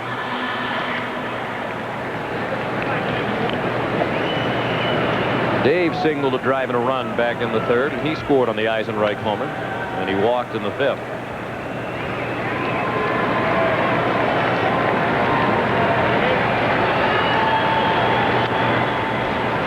Apparently, Cito Gaston did factor in the pitch count because Stewart wasn't showing any obvious signs of fatigue. He retired the last 5 men he faced and did not allow a hit over the last 2 innings that he worked. Gene Tennis, the dugout coach, in the foreground. And I guess Cito's thinking that Stewart started the season on the disabled list. Little looper, base hit, just over the leaping Fernandez. And Kruk is hobbling as he rounds 2nd. And appears to be okay now, but for a moment he took what was an awkward-looking step. It might be that back that's bothering him again. And there's no way to drag him out of the lineup, says Jim Fregosi. But he is limping. It's either his lower back or his right knee. He has had knee problems, lower back problems all year.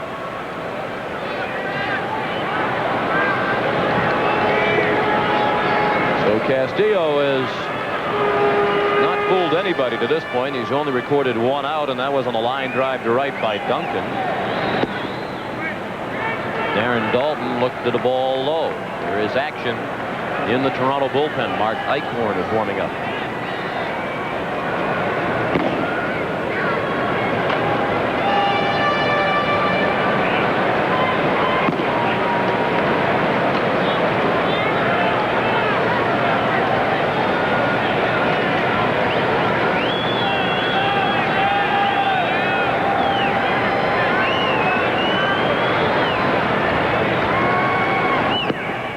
Good pitch. Sweeping breaking ball for strike 1. 1-1 on Dalton, who's 0 for 3 tonight. Dalton had a good year against left-handed pitchers last year with 11 home runs. And he said one of the reasons was he was hitting the ball the other way more effectively. This year, however, batting only .213 against left-handed. He's probably the most vulnerable left-hander on either team. The Phillies have 3 left-handed batters that play every day. And John Olerud, the only left-handed batter with Toronto that plays every day, for the most part.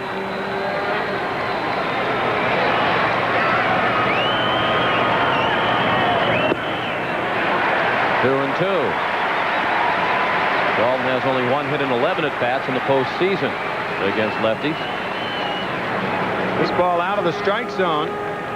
Dalton normally does not swing at balls. You can see how he brought the bat in, really forcing the bat through the strike zone on that pitch down and in. Chopped slowly to second. Tough play for Alomar, and he made it look easy. Had to time the leap and get rid of the ball quickly, and he did all of that for the second out of the inning. Watch Alomar make the leap, make the transfer, and the accurate throw all in the air. That's a remarkable play right there. It looks so easy because he's so smooth and adept doing it.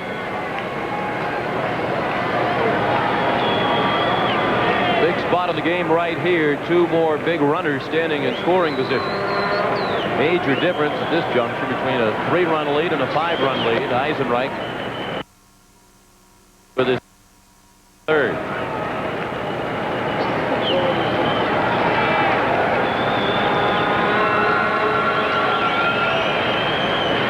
Truck the runner at third. Hollins at second with 2 outs.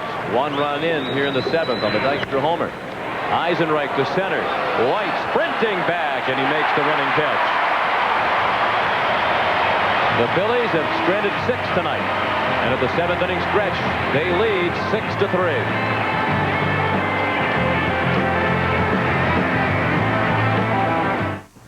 Here's what happens when most car makers talk luxury. Too much car for way too much money.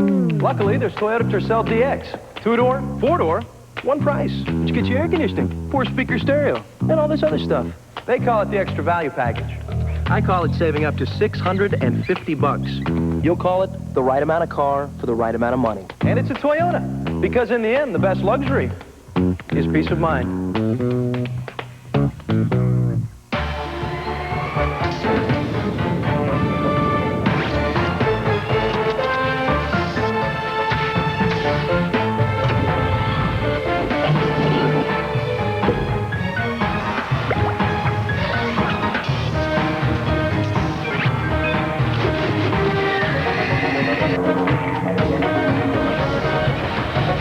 DeskJet printers from Hewlett-Packard. It's easy to make it happen. You need 2 hands to count all the special rates and discounts on Allstate car insurance for more than 1 car. Pickup trucks, anti-lock brakes, airbags. Good drivers, excellent drivers with Allstate home insurance, and retired drivers over 55. Just pick up a phone and call an Allstate agent for details. For lots of ways to save, you're in good hands with Allstate. Movie Dinner. I love this place. It's not a party without the new Burger King Everyday Value Menu. Don't you have any refreshments around here? The value menu has tasty flame broiled burgers fixed your way for just 99 cents. Anything you want. Almost. Like, can you get with a $1.99 for sandwich combo? No problem. And a Whopper value meal for only $2.99 every day. You know who we're doing it for. For me. Check your Burger King value menu for their everyday low prices. We all gonna shoot over to Burger King. Burger King? Try the new Everyday Value Menu. This is the jam. Monday on Late Show with David Letterman, Dennis Miller and Tony Bennett. What is John Kruk really chewing? Monday on CBS. The Phillies lead now 6-3, courtesy of the home run in the top of the 7th by Lenny Dykstra. Jim Fregosi calls him a red light player. When the spotlight is on, when the red light of the cameras is pointing at him, he delivers, much like the man known as Mr. October. And in fact, Lenny Dykstra has more home runs per at-bat in postseason play than Pelé. Sounded like Joe Namath for a minute. Then Reggie Jackson, and the all-time record holder in that area, Babe Ruth.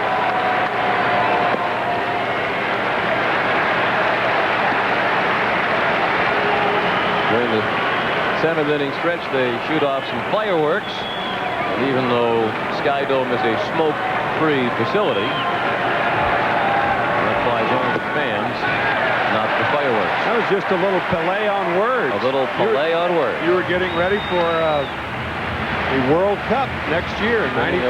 Famous soccer player, Joe Pelé. Pelé by Pelé. Yes. Borders looked at a borderline pitch. 2-1 the count. Borders appeared to be taking all the way against Mason. Not inside. Down to third. Holland waiting to get to the bag, and Borders is out. And for those of you who might just be returning from a Sunday evening out, here's how we got to this point. The Phillies scored 5 runs in the 3rd, capped by a 3-run homer by Jim Eisenreich. The Blue Jays got on the board in the 4th. Joe Carter, a 2-run home run off the starter Terry Mulholland. Tony Fernandez doubled to drive in Roberto Alomar, who had singled in the 6th, to make it a 2-run game, but Lenny Dykstra pushed the lead back to 3 with a home run leading off the 7th. 1 out in the bottom of the 7th. Ricky Henderson took ball 1 low and in from Roger Mason.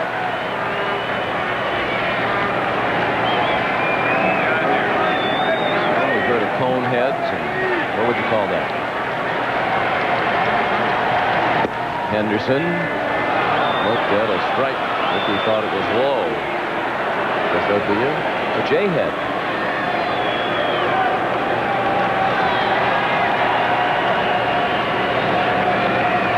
Ricky 0 for 2 with a walk back in the 1st inning.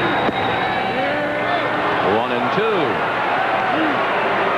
John Kruk, during his appearance on the David Letterman Show, talked about Ricky Henderson's number change.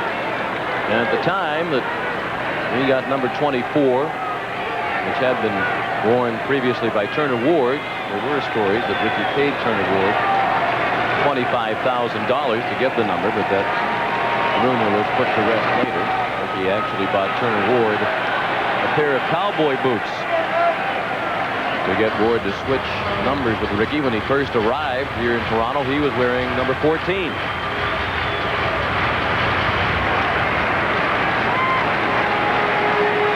seemed kind of strange to see Ricky without 24. 2 dozen.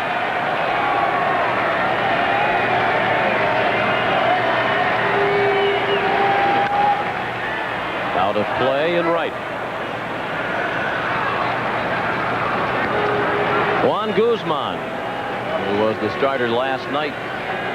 He probably will not be the starter in Game 4 because of those 120 pitches. Cito Gaston said he didn't want to rush Guzman back, given that he was extended over the 5 innings. And it appeared, talking to Cito before the game tonight, that Todd Stottlemyre will be the starter in Game 4.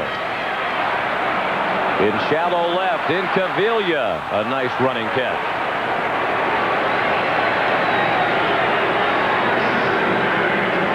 Minky's still in there in the 7th, but would you expect to The Blue Jays come up in the 8th, and the Phillies still have the lead. We might see Milt Thompson out there.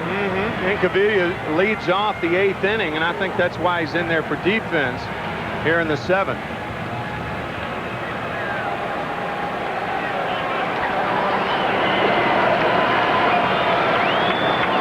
Devon White, the batter. He doubled in the 5th.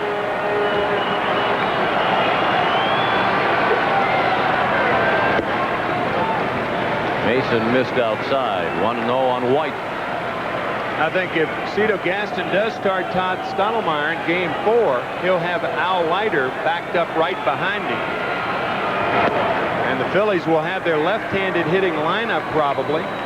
Jim Eisenreich, Milt Thompson possibly. And then if Leiter can come in and do the job that he did last night, it would give the Blue Jays a better chance.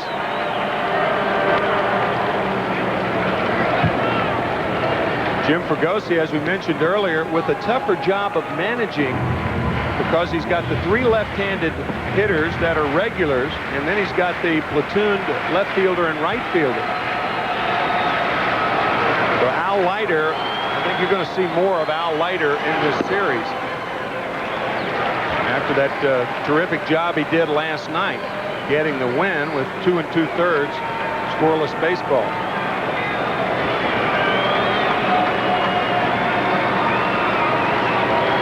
Mason has now pitched 2 perfect innings in this World Series, a perfect inning last night. And he's faced 3 men tonight and has retired them all. Full count on White. With 2 outs and the base is empty in the 7th. 6-3 Philadelphia.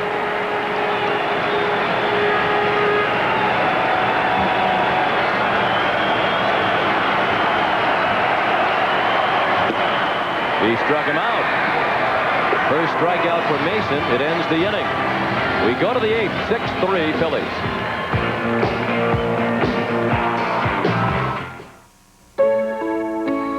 Here are some more firsts where First Interstate Bank just can't help you. But there are firsts where First Interstate can be a big help. Like helping you fix up your house to make it the home you really want. We'll do everything possible to help you with that. And because there's so many times when no one can help you, when it comes to banking, come to First Interstate Bank, and we'll go out of our way to help you. As long as we can. Although J.D. Power and Associates ranked Toyota Paseo best model and initial quality in its price class, here's some things they might have missed. On warm days, it runs a little hot. It can be noisy at high speeds. And sometimes, it's hard to get out of first gear. Other than that, Paseo is a very practical car from Toyota.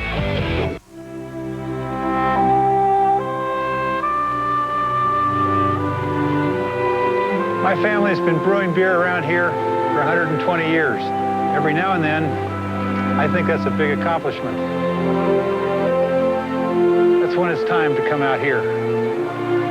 It's nice to get a little perspective.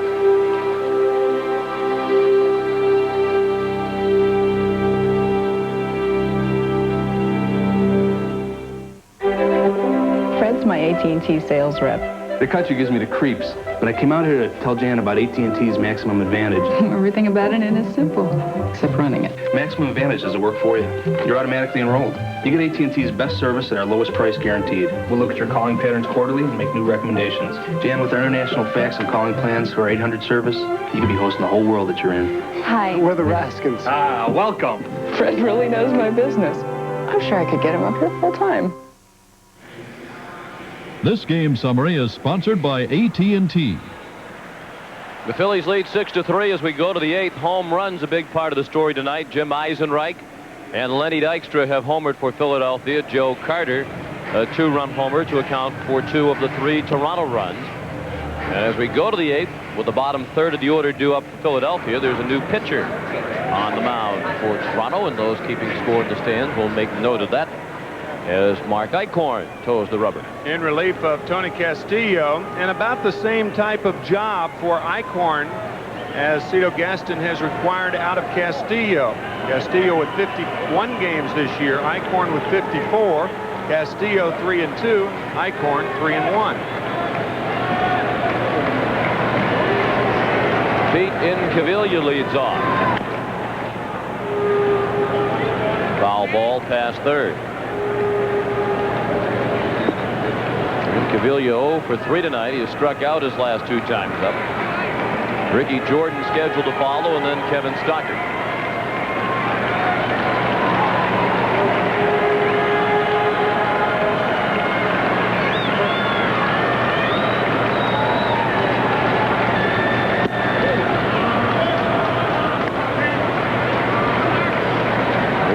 On Incaviglia.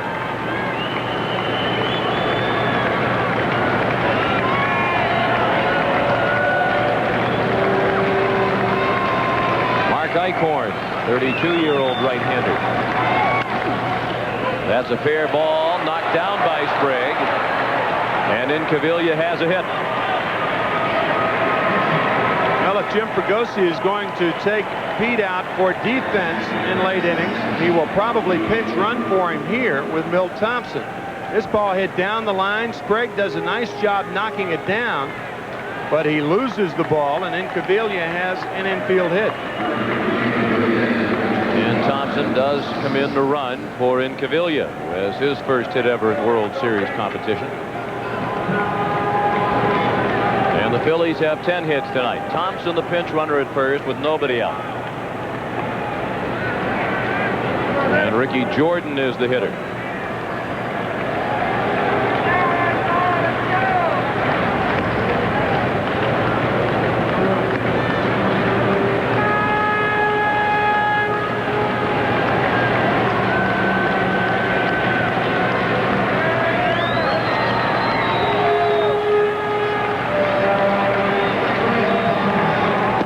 Took Mark Eichhorn a long time to establish himself as a major leaguer. He started in professional baseball in the minors with the Blue Jays in 1979. And didn't establish himself as a big league pitcher until 1986. And he nearly packed it in. When he was in the minors, he threw straight over the top with only marginally good results. And he was on his way out. He's no longer considered a prospect when Larry Haney, then a pitching coach in the Blue Jays organization, knocked him into going to a submarine delivery. That is a foul ball.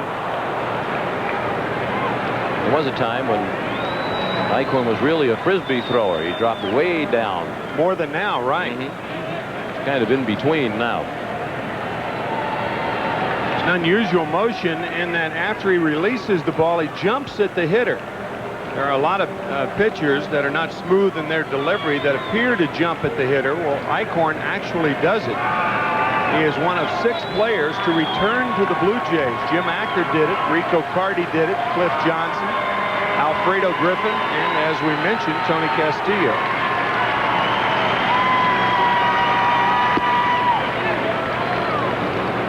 Tony Fernandez being the 7th should add to that list. 1-2 on Jordan. We're in the 8th inning. The Phillies try to even the World Series at 1 win apiece, lead 6-3, and they have Thompson at first with nobody out.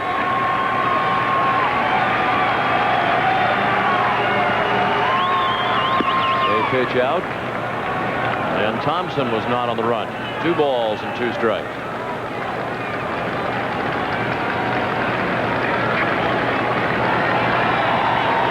Eichhorn is a native of San Jose, California. Ricky Jordan from Northern California, from Sacramento.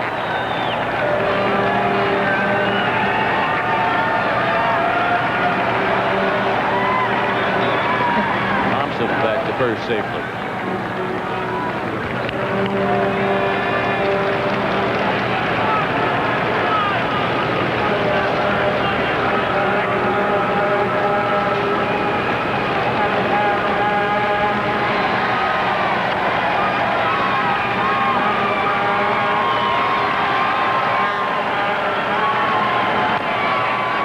Was running on the 2-2 pitch, and Jordan fouled it at home plate.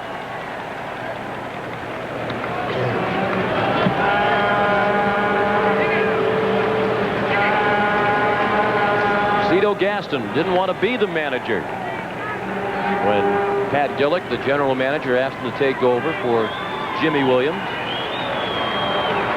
Cito said, well, I'll be the manager for a couple of days until you find somebody else. The Blue Jays had success immediately after Gaston took over, and they convinced him to keep the job. Too much success as far as Cito's concerned. Cito with that mentor mentality, telling us yesterday that he would rather teach the art of hitting, or at least as much as managing, and someday go back to that. Fine player in his own right with the San Diego Padres. Boy, did he have a gun for an arm. He and Ollie Brown. Cito was in right field, Ollie Brown in left field, downtown Ollie Brown, and both of them with flat throw. Thompson is not running this time, and Jordan took ball 3 inside. Cito Gaston, the third manager to reach the postseason in 4 of his first 5 years. He took over early in the 1989 season. Jimmy Williams was let go. Thompson running on the 3-2 pitch, and Jordan bounced it foul.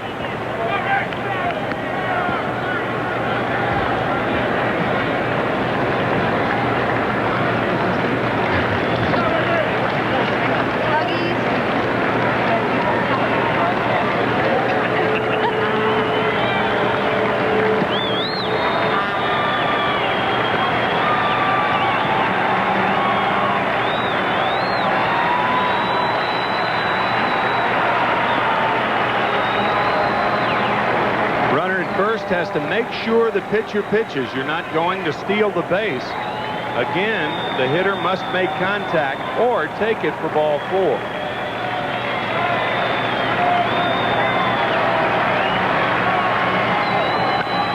Bounding ball down to third. Sprague took a look at second, but Thompson was running, and Sprague didn't have a play there. He went to first for the first out. The runner at second with 1 out in the 8th. 6-3 Philadelphia. Game 3 Tuesday night. We're on the air at 8 Eastern time. First pitch at 8:12. And the Blue Jays and Joe Carter will face another left-handed starter, and Danny Jackson. He'll go against Pat Henkin. Henkin had an excellent regular season, but struggled a little bit down the stretch and didn't have a particularly good time of it against the White Sox in the ALCS. Kevin Stocker, the batter, he's 1 for 3. He singled to left in the 4th.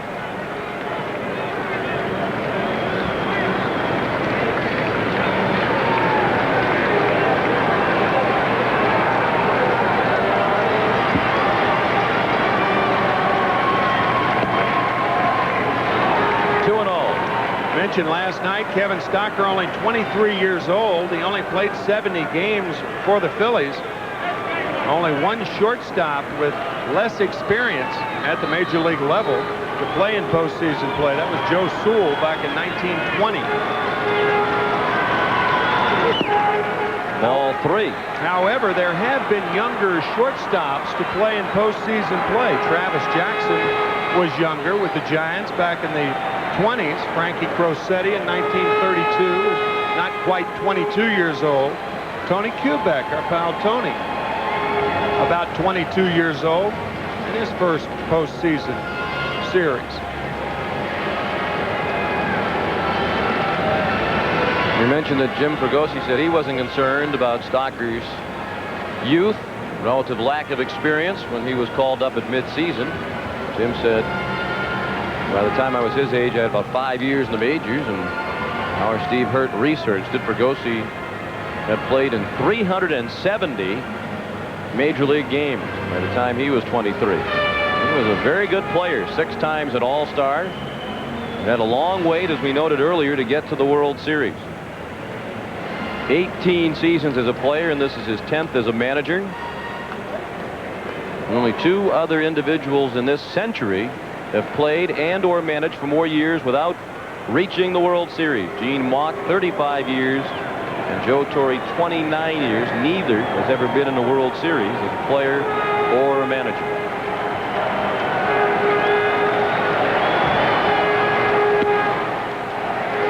Stocker was taking all the way on 3-0.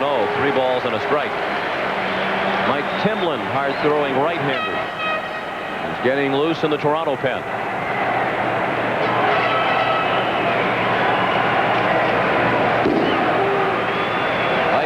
Working very slowly. And he missed outside with ball 4. First and second for the Phils.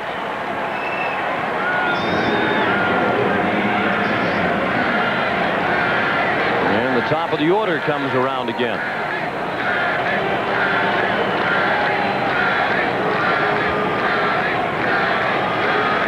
Lenny Dykstra homered. Leading off last inning is Tony Castillo. He walked and scored in the 3rd. And he will face a new pitcher. The second trip of the inning, so a pitching change has to take place, and Mike Timlin will be summoned. With the score, the Phillies 6 and the Blue Jays 3. Start saving $300 a month when you're 23, and you could retire a millionaire. Start at 30, and you might reach 600,000. At 40, about 200,000. Which is why you need Prudential's Financial Assessment Program. A personalized computer analysis of where you are, where you want to go, and how we can help. Because nobody plans to fail. They just fail to plan. Call Prudential Insurance now. We have to have a communication system that never fails. Patty was losing calls. Losing calls to her could possibly mean losing a life. If the ambulance crews can't talk to the dispatch center, we can't run an ambulance business. If I could bring my monthly costs down, I could afford to budget state-of-the-art telephone system. That's what MCI did. I had a great sense of responsibility. MCI backs the product. You try to do the good thing. She sat there and really listened. Introducing a cereal from Kellogg's.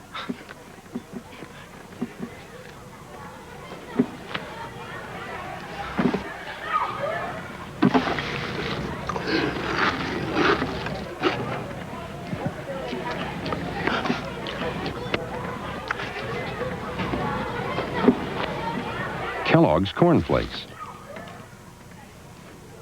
Taste them again for the first time.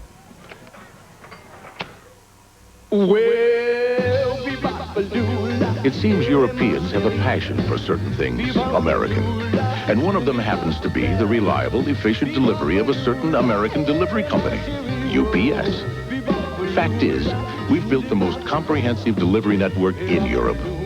So next time you need something shipped there, use the outfit Europeans find, well, so fashionable. UPS, the package delivery company more companies count on. CBS Sports coverage of Game 2 of the 1993 World Series is brought to you by Toyota and their full line of quality cars and trucks. Toyota, I love what you do for me. The Prudential, plan for retirement. Call Prudential Insurance now. Coors Light, reach for the silver bullet, the right beer now. And by Michelin, because so much is riding on your tires.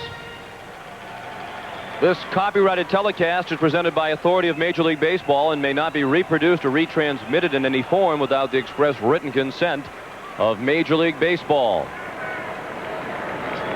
Top of the 8th inning, Philadelphia has a 6-3 lead at runners at first and second with 1 out. Lenny Dykstra at the plate, and the new Toronto pitcher, the 4th Blue Jay hurler of the night, is Mike Timlin. His first pitch swung on and missed by Dykstra for strike 1. Dwayne Ward used to be the setup pitcher for Tom Hinkie, and that's what Cito Gaston has tried to groom Mike Timlin as, the setup man for Dwayne Ward. Timlin 4-2 in 54 appearances this year. Great natural movement on his fastball. Base hit right field. Thompson will be stopped at third by Boa. And the bases are loaded for Philadelphia. Lenny Dykstra has his second hit of the night, and he's on base for the 3rd time. Looked like Timlin got the sinker up. Most high sinkers catchers don't catch. Good ball. a BB to right field. So Dykstra now 2 for 4 with 2 consecutive hits, including a home run. Cito Gaston sending Mike Timlin down to Dunedin in August to work with Bill Momboquette, who is the pitching coach down there, and trying to impress upon him, just try to find the middle of the plate. Your natural action on your fastball will take care of the rest. Don't try and be too fine.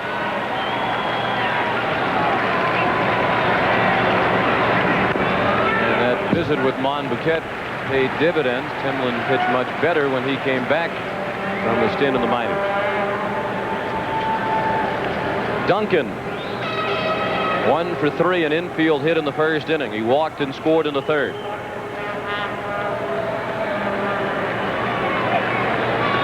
Phillies at one time led by 5 at 5-0. They have a chance to break it open again, leading 6-3 with the bases loaded and 1 out. Duncan chased a bad ball, 0-2. The runner at third is Milt Thompson. He's running for Pete Incaviglia, who started the inning with a single. Evan Stocker is at second. He walked. Moved to second on the single by Lenny Dykstra, who stands at first. The 0-2 from Timlin. 1 ball and 2 strikes. 2 grand slams for Mariano Duncan during the regular season. The Phillies hit 8 as a team. One of those grand slams in the clincher versus Pittsburgh. Called his mother after that game, told her about the grand slam that clinched the division. She cried on the phone. And his father got on the phone and said, "You should be more patient at the plate." Kind of a typical dad, isn't he?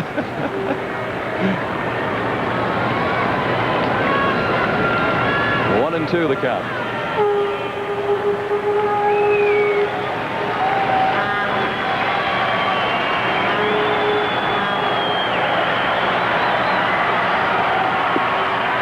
He swung at another bad pitch for strike 3. Big second out of the inning on the strikeout by Timlin.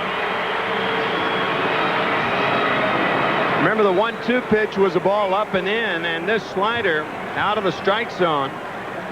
And Duncan goes for it, but Timlin certainly not out of the woods yet with John Kruk, the batter.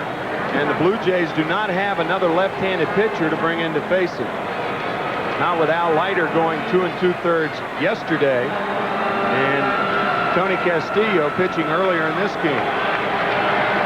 Another big point in the ball game. Bases loaded and 2 outs. 6-3 Philadelphia in the 8th.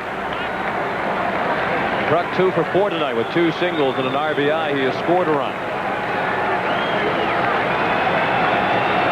They shade him slightly toward left in the outfield, as you saw. Ball 2, 2-0. There should be a yellow light and a catcher's catching mitt in situations like this. 2-0 to a selective hitter with power. This has caution sign written all over it. But he nipped the corner with it. Borderline pitch, called a strike, 2-1. Looked like it had the front part of the plate to Kruk. But a nasty pitch to John Kruk with a count 2 balls and no strikes.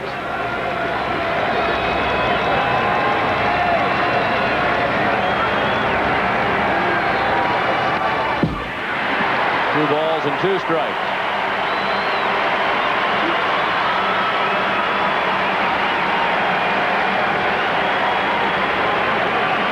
Bases loaded and 2 outs. Mike Timlin, who was on the mound when the Blue Jays wrapped up the World Series in Atlanta last year in Game 6. He fielded Otis Nixon's bunt and threw to first, and the celebration began across Canada.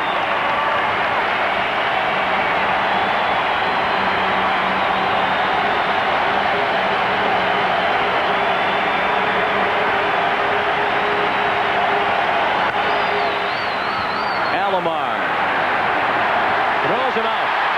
And the Phillies leave the bases loaded in the 8th. We go to the bottom of the 8th. 6-3 Philadelphia.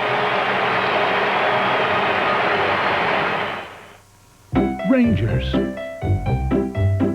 Cherokees, Broncos, Explorers, Pathfinders,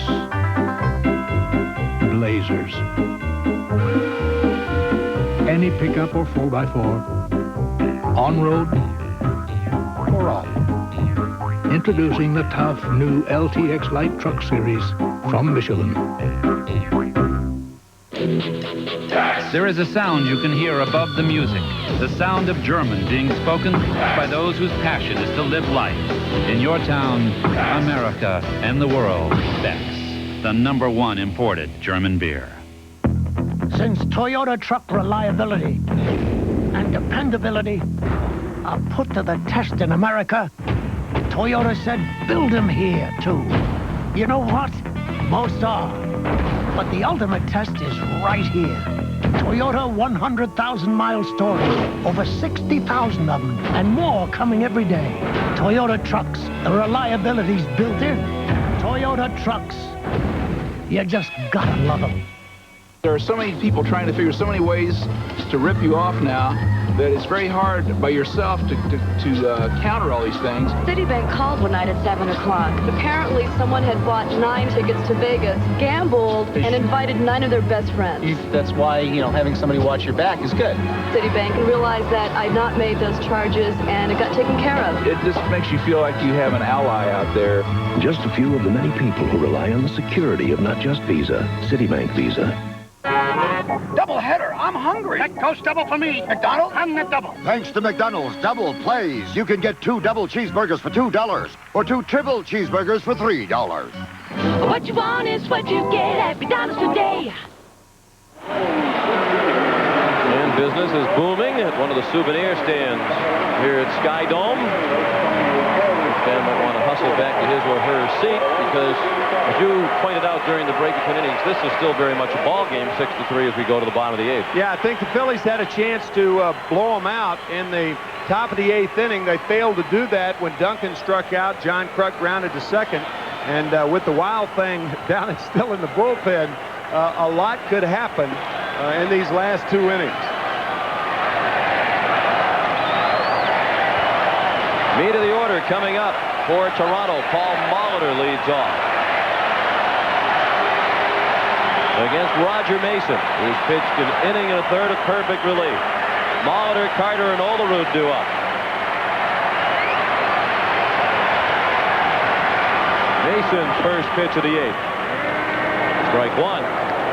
Molitor walked in the first, singled and scored on the Carter home run in the 4th, and bounced to second in the 5th.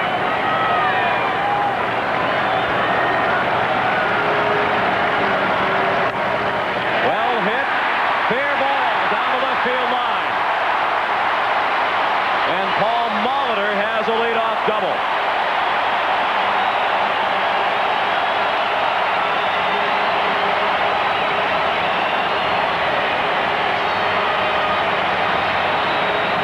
Second hit of the ball game for Molitor. He is so quick inside. He has very little trigger to his swing. A very quiet bat. But as Gene Tennis, the hitting instructor, says, his hips explode into the ball. Gene also saying you'd be surprised at how big the upper body is on Paul Molitor. He's at second with nobody out for Joe Carter. 6-3 Philadelphia in the 8th. John Olerud is on deck. Ball 1 just outside. Mason had a bit of a long look in at Paul Runge. Dalton held the ball for a second. It was a close pitch. 1 for 3 is Carter with the 2-run homer to left. In the 4th inning, off the starter Mulholland. Ball 2 high. And it might be approaching Wild Thing time for Philadelphia. Mitch Williams is warming up.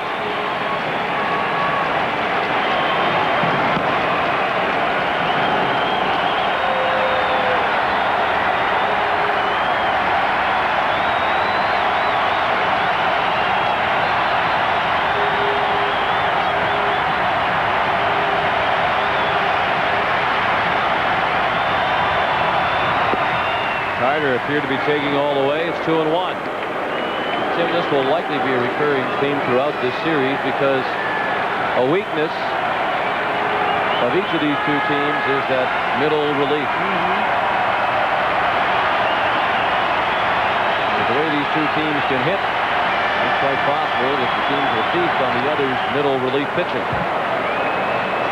if the starters are knocked out early. Mike Timlin had that left thumb taped between innings.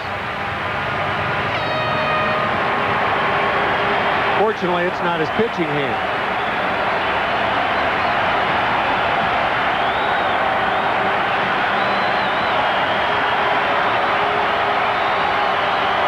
The 2-2 pitch, strike 3. Mason put the pitch exactly where he wanted to for the first out of the inning. Joe Carter thought it was outside, and it appeared to be outside. Sometimes you complain about a pitch, however, and you get the next one. Cito Gaston complaining before the game that there are a lot of catchers now that sit outside. They center the mitt on the body, and if the pitcher will hit the mitt, regardless of whether it's a strike or not, they get the pitch, and that appeared to be what happened then to Carter. Mitch Williams on after this.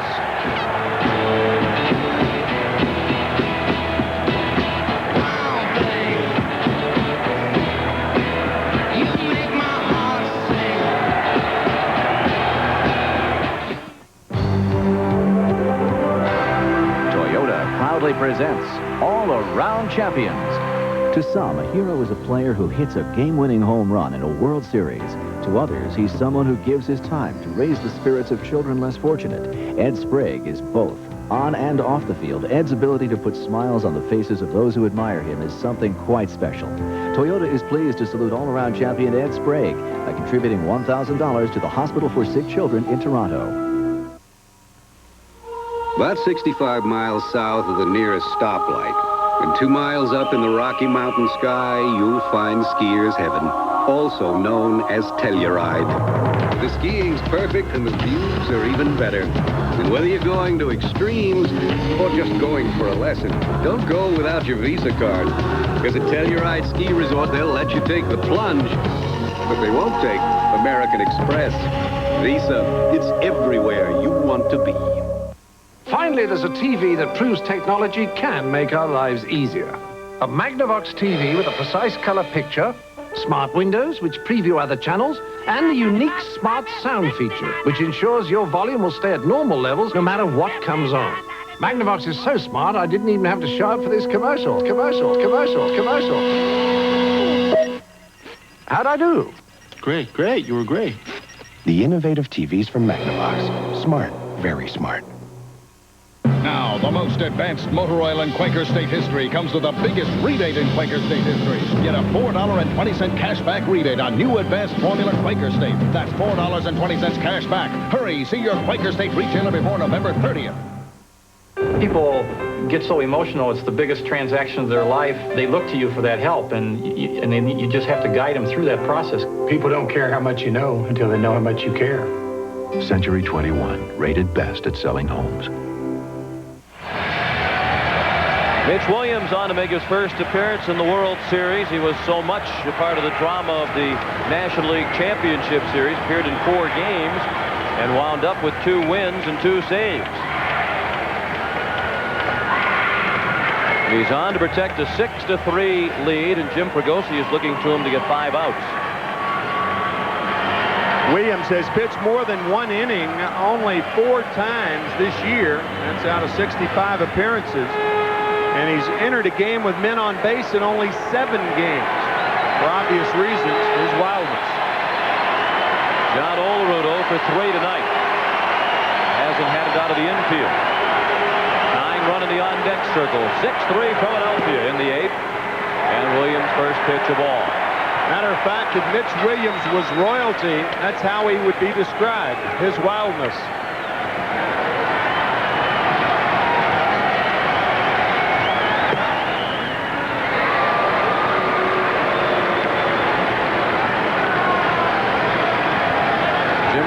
Chelsea during the NLCS received 1,000 packets of Alka-Seltzer and a case of Maalox from fans who were watching Mitch Williams.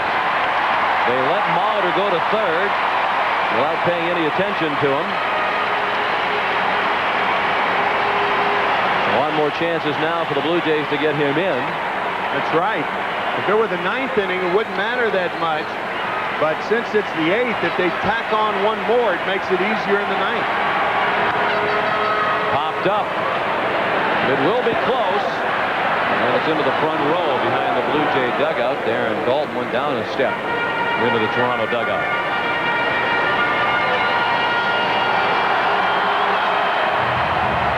Looked like Darnell Coles was there to hold Dalton along with Cito Gaston and Gene Tennis.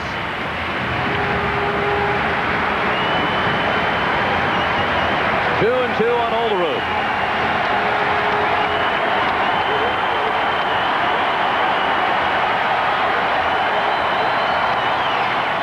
He fouled one out of play.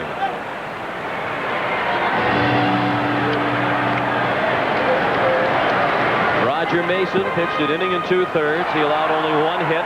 That was the double by Molitor leading off this inning. Mason struck out 2 without issuing a walk. Terry Mulholland is the pitcher of record.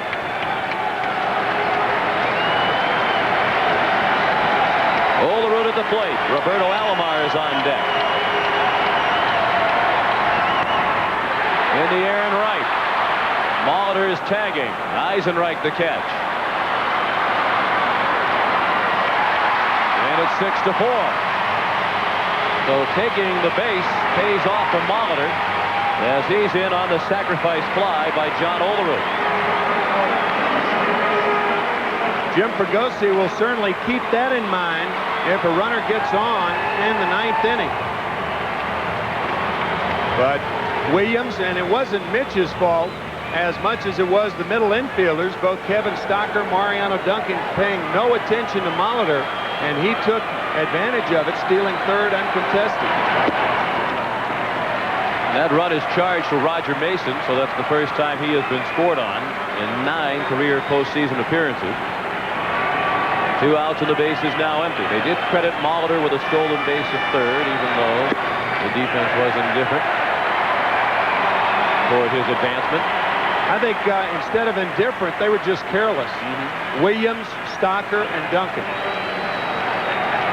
Alomar 1 for 3. He singled and scored on the Fernandez double in the 6th.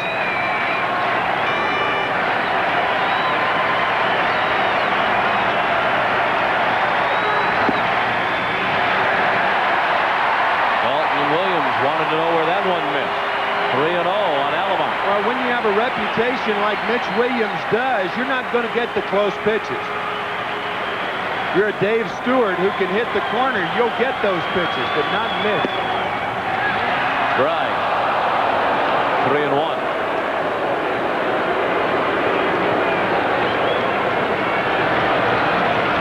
It's been said that Mitch Williams pitches as if his hair were on fire. Mitch has said that himself. That's right down the middle, 3-2. Mitch's case, it would be a big fire. It would be an inferno.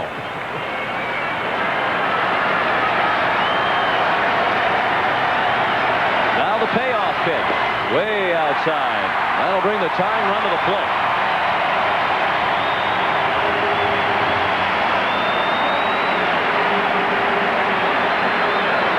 And Tony Fernandez will hit next. And first, he'll have a visit from third base coach Nick Leyva, the former Philadelphia Philly manager. I wonder if Leyva is telling Fernandez to give Alomar a chance to steal the base, maybe take a pitch or two.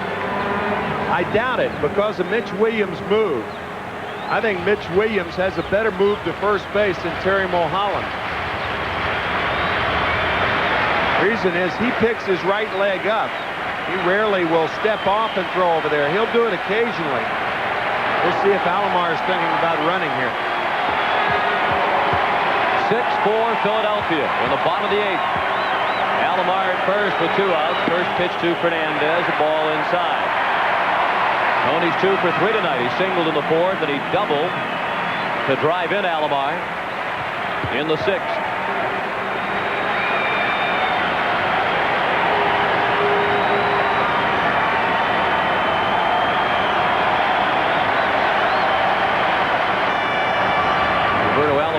told us a couple of days ago that he has different keys to judging a pitcher's move. It depends on the pitcher. Sometimes it might be the hand. Sometimes it's the leg. Sometimes it might be the shoulder. The leg, as you noted, wouldn't give him much of a clue as he looks at Mitch Williams.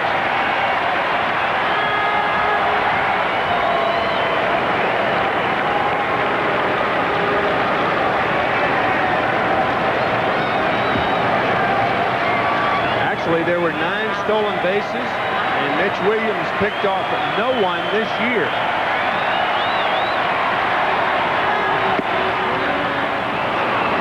One and one on Fernandez. Hollins is guarding the line at third with Tony up there. Last time Mitch Williams pitched in Canada was on the 19th of September against Montreal.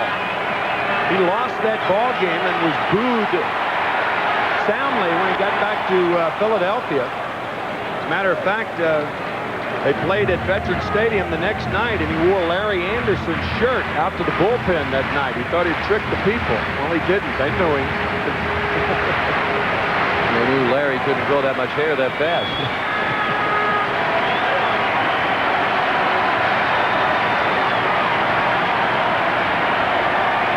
Alomar's running, and Fernandez punched it foul to the right.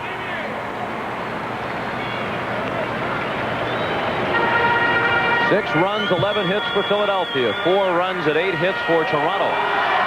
Neither team has made an error. Jim Fregosi says Mitch Williams doesn't have ulcers, but he is a carrier.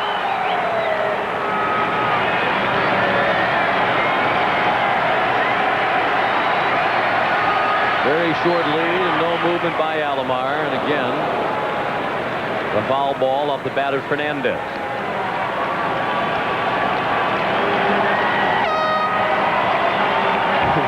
Fregosi saying Mitch doesn't give ulcers.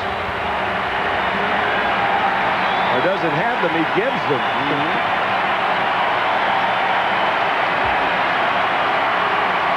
Better lead this time, and he's running again. And no throw. So that's the second uncontested stolen base in the inning.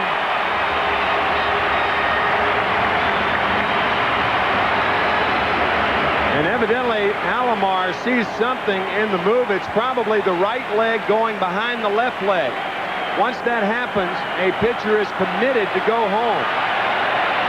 And now Williams steps off, and Alomar is out trying to steal third. And that's a terrible play right there. Terrible. And it's the first time ever that Alomar has been caught stealing in postseason play. 6-4 as we go to the ninth. Elvira here, mistress of the dark and sometimes surfer babe, because Coors Light is the official beer of Halloween and the parties at the beach. Malibu Beach, where you can hang ten. Look, Frankie and Annette. And of course, when it's time to chill, just reach for that cooler of Coors Light. Aged ice cold, never frozen stiff. It's the right beer now for Halloween. Just look for the silver bullet smooth display and dig up your friends now for a party at the beach. Happy Halloween, dude. This is the perfect time to try my new Polaroid Captiva. Smile! Hey, where's the picture? There's no picture? Did you see the picture come out? How can that be a Polaroid camera if there's no picture? It doesn't look like a Polaroid camera. It's not a Polaroid camera. Introducing the new Polaroid Captiva. It's sleek, it's stylish. Its pocket-sized pictures stay in a special compartment till you take them out, so you're free to shoot and shoot. Maybe if you shake it. Yeah, shake the camera. The new Polaroid Captiva. The pictures stay in till you take them out. You are witnessing the creation of a new cold medicine with 2 medicines for cough and chest congestion.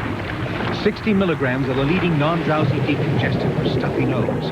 And for fever and sore throat, 500 milligrams of the leading pain reliever. Introducing Sudafed Cold and Cough liquid caps. Not even a prescription medicine can give you more complete non-drowsy cold symptom relief. Use Sudafed Cold and Cough liquid caps. Introducing one of the most visually distinct automobiles you've ever seen.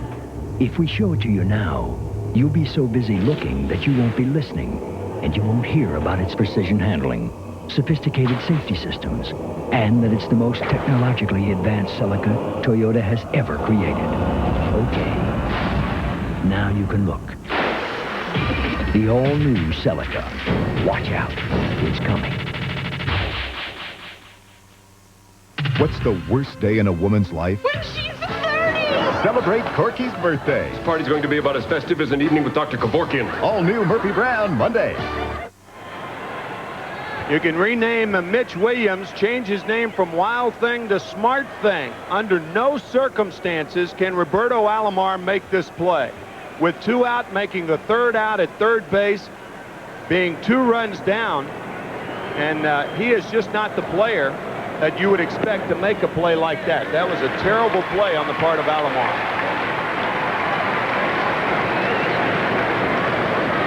Mike Timlin's first pitch of the 9th, the strike to Dave Hollins.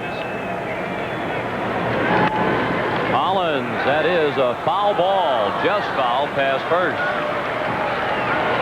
You might be thinking at home, well, why not? Molitor went to third, but there was 1 out when Molitor went to third, and he showed how valuable that was when he scored on a sacrifice fly. But with 2 outs, you're 2 runs down, and for the most part, you're as well off at second as you would be at third, and that's why you can't make that play under any circumstances.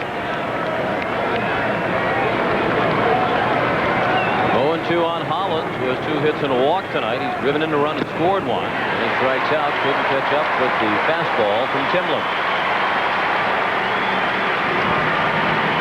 So Mitch Williams allows Alomar to steal second, but not third. It's almost like he had a 6th sense that Alomar was thinking about third, and he wheeled and then threw to Hollins for the out. And that ends the longest consecutive stolen base streak in postseason history. Alomar had swiped 16 without being caught in postseason play before that one.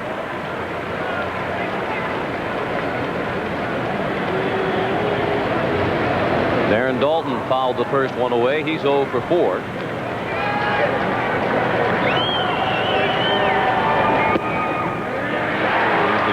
Philadelphia starter who has not reached base tonight.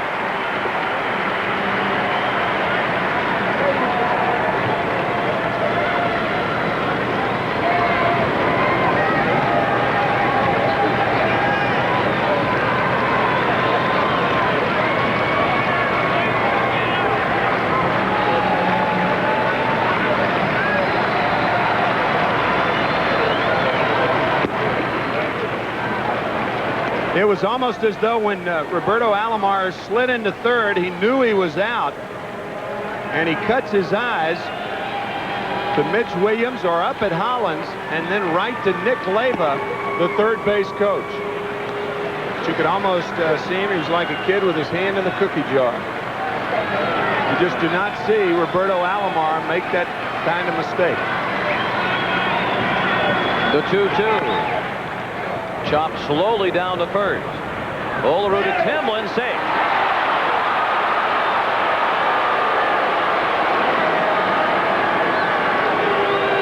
And Darren Dalton has a base hit. We have talked about Dalton's speed in this series. It's deceptive.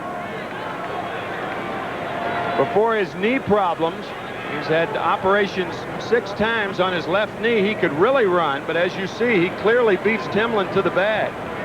Timlin slowed up for the ball, and that slowing up allowed Dalton to beat him by a shoelace. Good call by Mark Johnson of the American League, the first base umpire. And Jim Eisenreich looked at ball 1. Eisenreich owns the biggest hit in the ballgame, the 3-run homer that put the finishing touches on the 5-run Philadelphia third. Phillies have only scored once since then. That was in the 7th on the leadoff home run by Dykstra. Down to third, scooped up nicely by Sprague. Alomar turns it. Pretty double play, 5-4-3, and it ends the inning. We go to the bottom of the 9th. Fernandez, Sprague, and Borders do up at 6-4 Philadelphia. Here you go. Try this. It's a new cereal. Ooh, granola. No, it's new. It's granola. Great crunchy granola.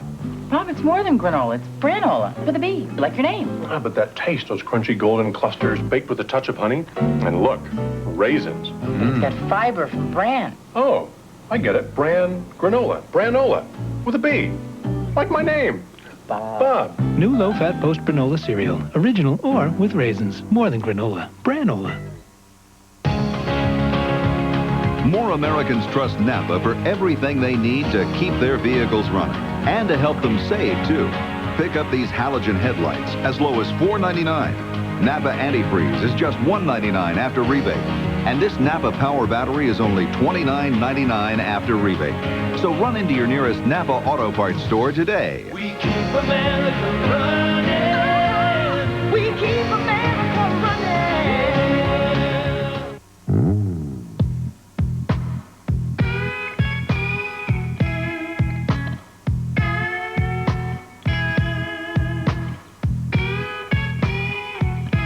Brute.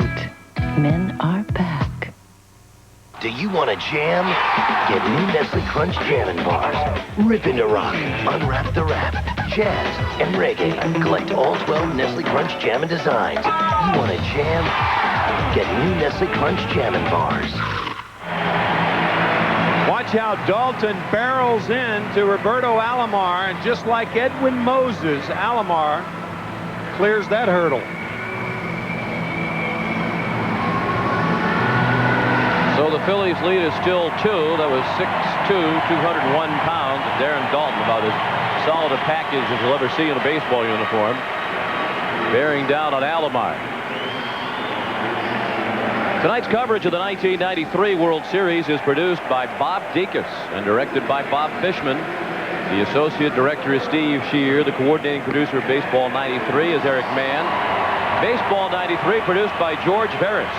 The senior producer of CBS Sports is Ed Gorin, and the executive, no N in that word, last time we checked, in charge of production is Rick Gentile. Jim Fregosi has Kim Batiste in the game at third as a defensive replacement for Dave Hollins. Bill Conlon, longtime sports columnist for the Philadelphia Daily News, had a great term to describe Kim Batiste. We called him the Mitch Williams of extra men. Seems to be plenty of action when he's involved in the postseason. Kim says, I sit down until 10. Of course, it's until 12 tonight, 12 Yes. Eastern time, 10 Rocky Mountain time. Yes. This game is approached and reached now the 3.5-hour mark. Last night was 3:27. Mitch Williams pitching with a 2-run lead in the bottom of the ninth. Tony Fernandez leads off. Bottom third of the order. Fernandez, Sprague, and Borders due up. It's Fernandez who is at the plate with a chance to tie the game with a home run for Cito Gaston last inning. And Alomar was thrown out trying to steal third.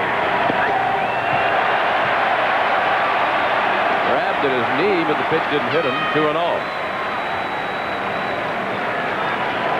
Came awfully close to hitting Fernandez, but he backs away in time. 2-0. Ball 3.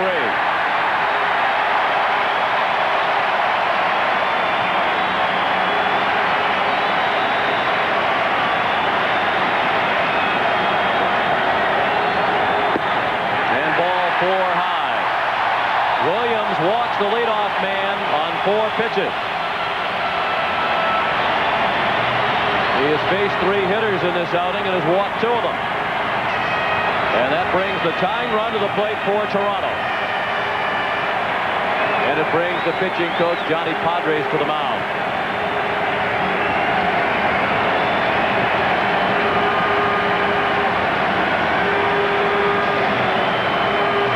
The Blue Jays have come back to win 3 postseason games that they trailed in after 8 innings. And when you consider that the Yankees and Dodgers have played many more, several times more, postseason games to the Blue Jays and have only 1 more such comeback. That's a lot of 9th-inning magic over a short period of time for Toronto. Ed Sprague, a first ball fastball hitter, and some of the Phillies don't want to watch. 5 straight outside the strike zone. And we've seen this shots before Curt Schilling.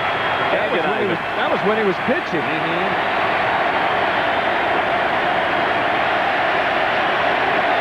Tying run at the plate. 6-4 Philadelphia in the bottom of the ninth. And finally a strike over the inside slice. Sprague's over 3 tonight. Larry Anderson is warming up in the Phillies bullpen.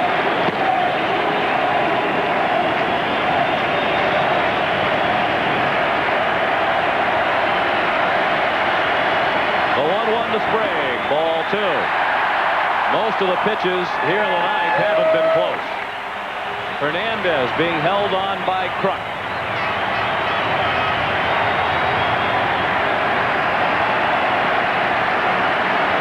Most of the fans on their feet at Skydome.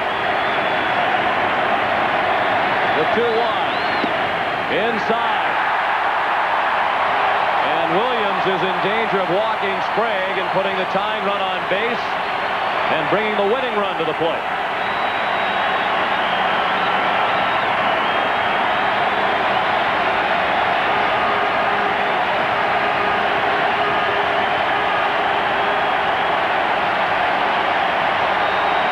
The 3-1 pitch.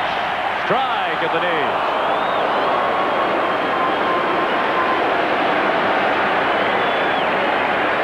Outfielders reminded to throw the ball to second base and cut down on the double. Forget about Fernandez at first because you have a 2-run lead, not a 1-run lead. As such, the outfielders are playing very deep. A payoff pitch down to third. Batiste to second for 1. Back to first, not in time. And Kim Batiste came very close to another postseason error. That was a low throw, and Duncan did a great job to catch it and get the out. He nearly turned it into 2. The first 2 ground balls he received, he bobbled. Or at least the first one he threw away, the second one he bobbled, and this one he throws away low, but Duncan comes up with a remarkable play in the dirt, on the bag, and throws to first from 1 knee. Watch the play Duncan makes. From 1 knee, tries to complete the double play. Alfredo Griffin has come on as a pinch runner for Ed Sprague. Tying run still at the plate. 1 out of the 9. Pat Borders looked at a strike. Borders single to right in the 3rd.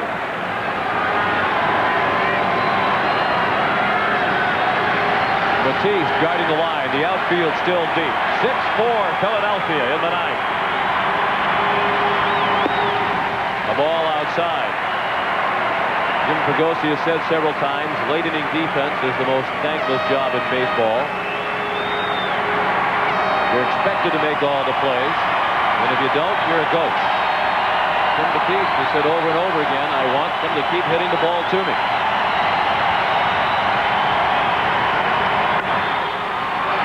A double play ball. Duncan turns it. And the World Series is even at 1 win apiece. Mitch Williams picks up the save with the usual flair for the dramatic in the 9th.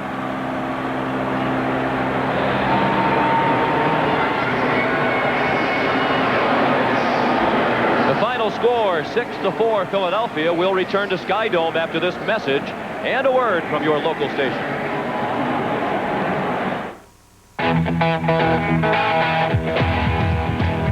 Americans have always had a love affair with their cars. Who do you love? Who do you love? Yeah, who do you love? And when it comes to plugs and filters, we guarantee to keep that spark going for a long, long time. Who do you love?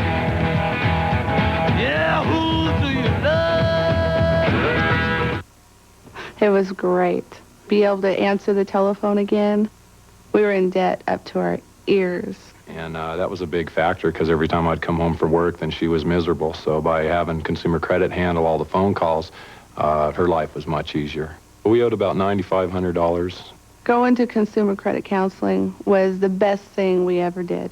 It was a great relief to actually find somebody that would help you out of that situation. They took all the worries away, completely.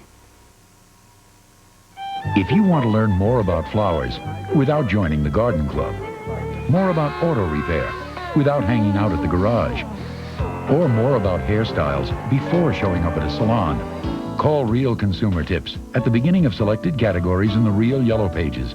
Real Consumer Tips offers free advice on hundreds of subjects. Karate utilizes kicks and strong punches.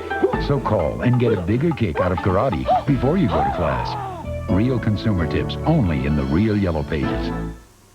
Hot 94 wheels are arriving daily, and that means cool deals during Park Chevrolet Geo's $20 million introductory sale.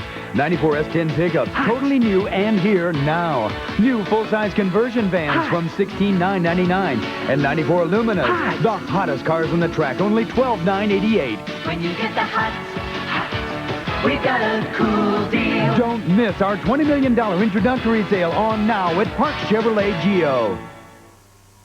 In the name of Jim Eisenreich to the Special Olympics.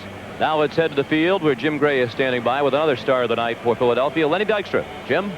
Okay, thank you very much, Sean. In the 6th inning, during the half inning when you were in the dugout, you swallowed a significant amount of chewing tobacco, and you got very nauseated. Then you came up in the 7th inning and hit a home run. So is that the magic formula? Well, I hope not. I hope I don't have to do that every time to hit a home run. But, you know, it was just a big win. I mean, Toronto is a great ball club. Their offense is everybody knows what kind of offense they got. They proved that last night. But this team over here in Philadelphia has all the heart and all the character you could ask for. So we're never out. Nobody can ever count us out of anything. We're going to battle you to the very end like we proved tonight. You got 3 coming up in Philadelphia. Do you plan to come back here to Toronto? Well, I hope not. I hope we can do it in front of our home fans. But Toronto is a great club. I mean, you take what you can get. But I'm looking forward to going home. I'm looking forward to playing in front of the fans in Philadelphia because they have supported us great all year, and I'm a happy human right now. Congratulations, Lenny. Thank you very much. Let's go back upstairs to Sean. The biggest surprise tonight, he didn't throw a dude in that sentence. 2 hits and a walk, 2 runs scored, an RBI tonight for Lenny Dykstra. Now for Tim McCarver, Pat O'Brien, and Jim Gray, Sean McDonough saying so long from Skydome. The final score, Philadelphia 6 and Toronto 4. You have been watching CBS Sports coverage of the 1993 World Series. Good night from Toronto.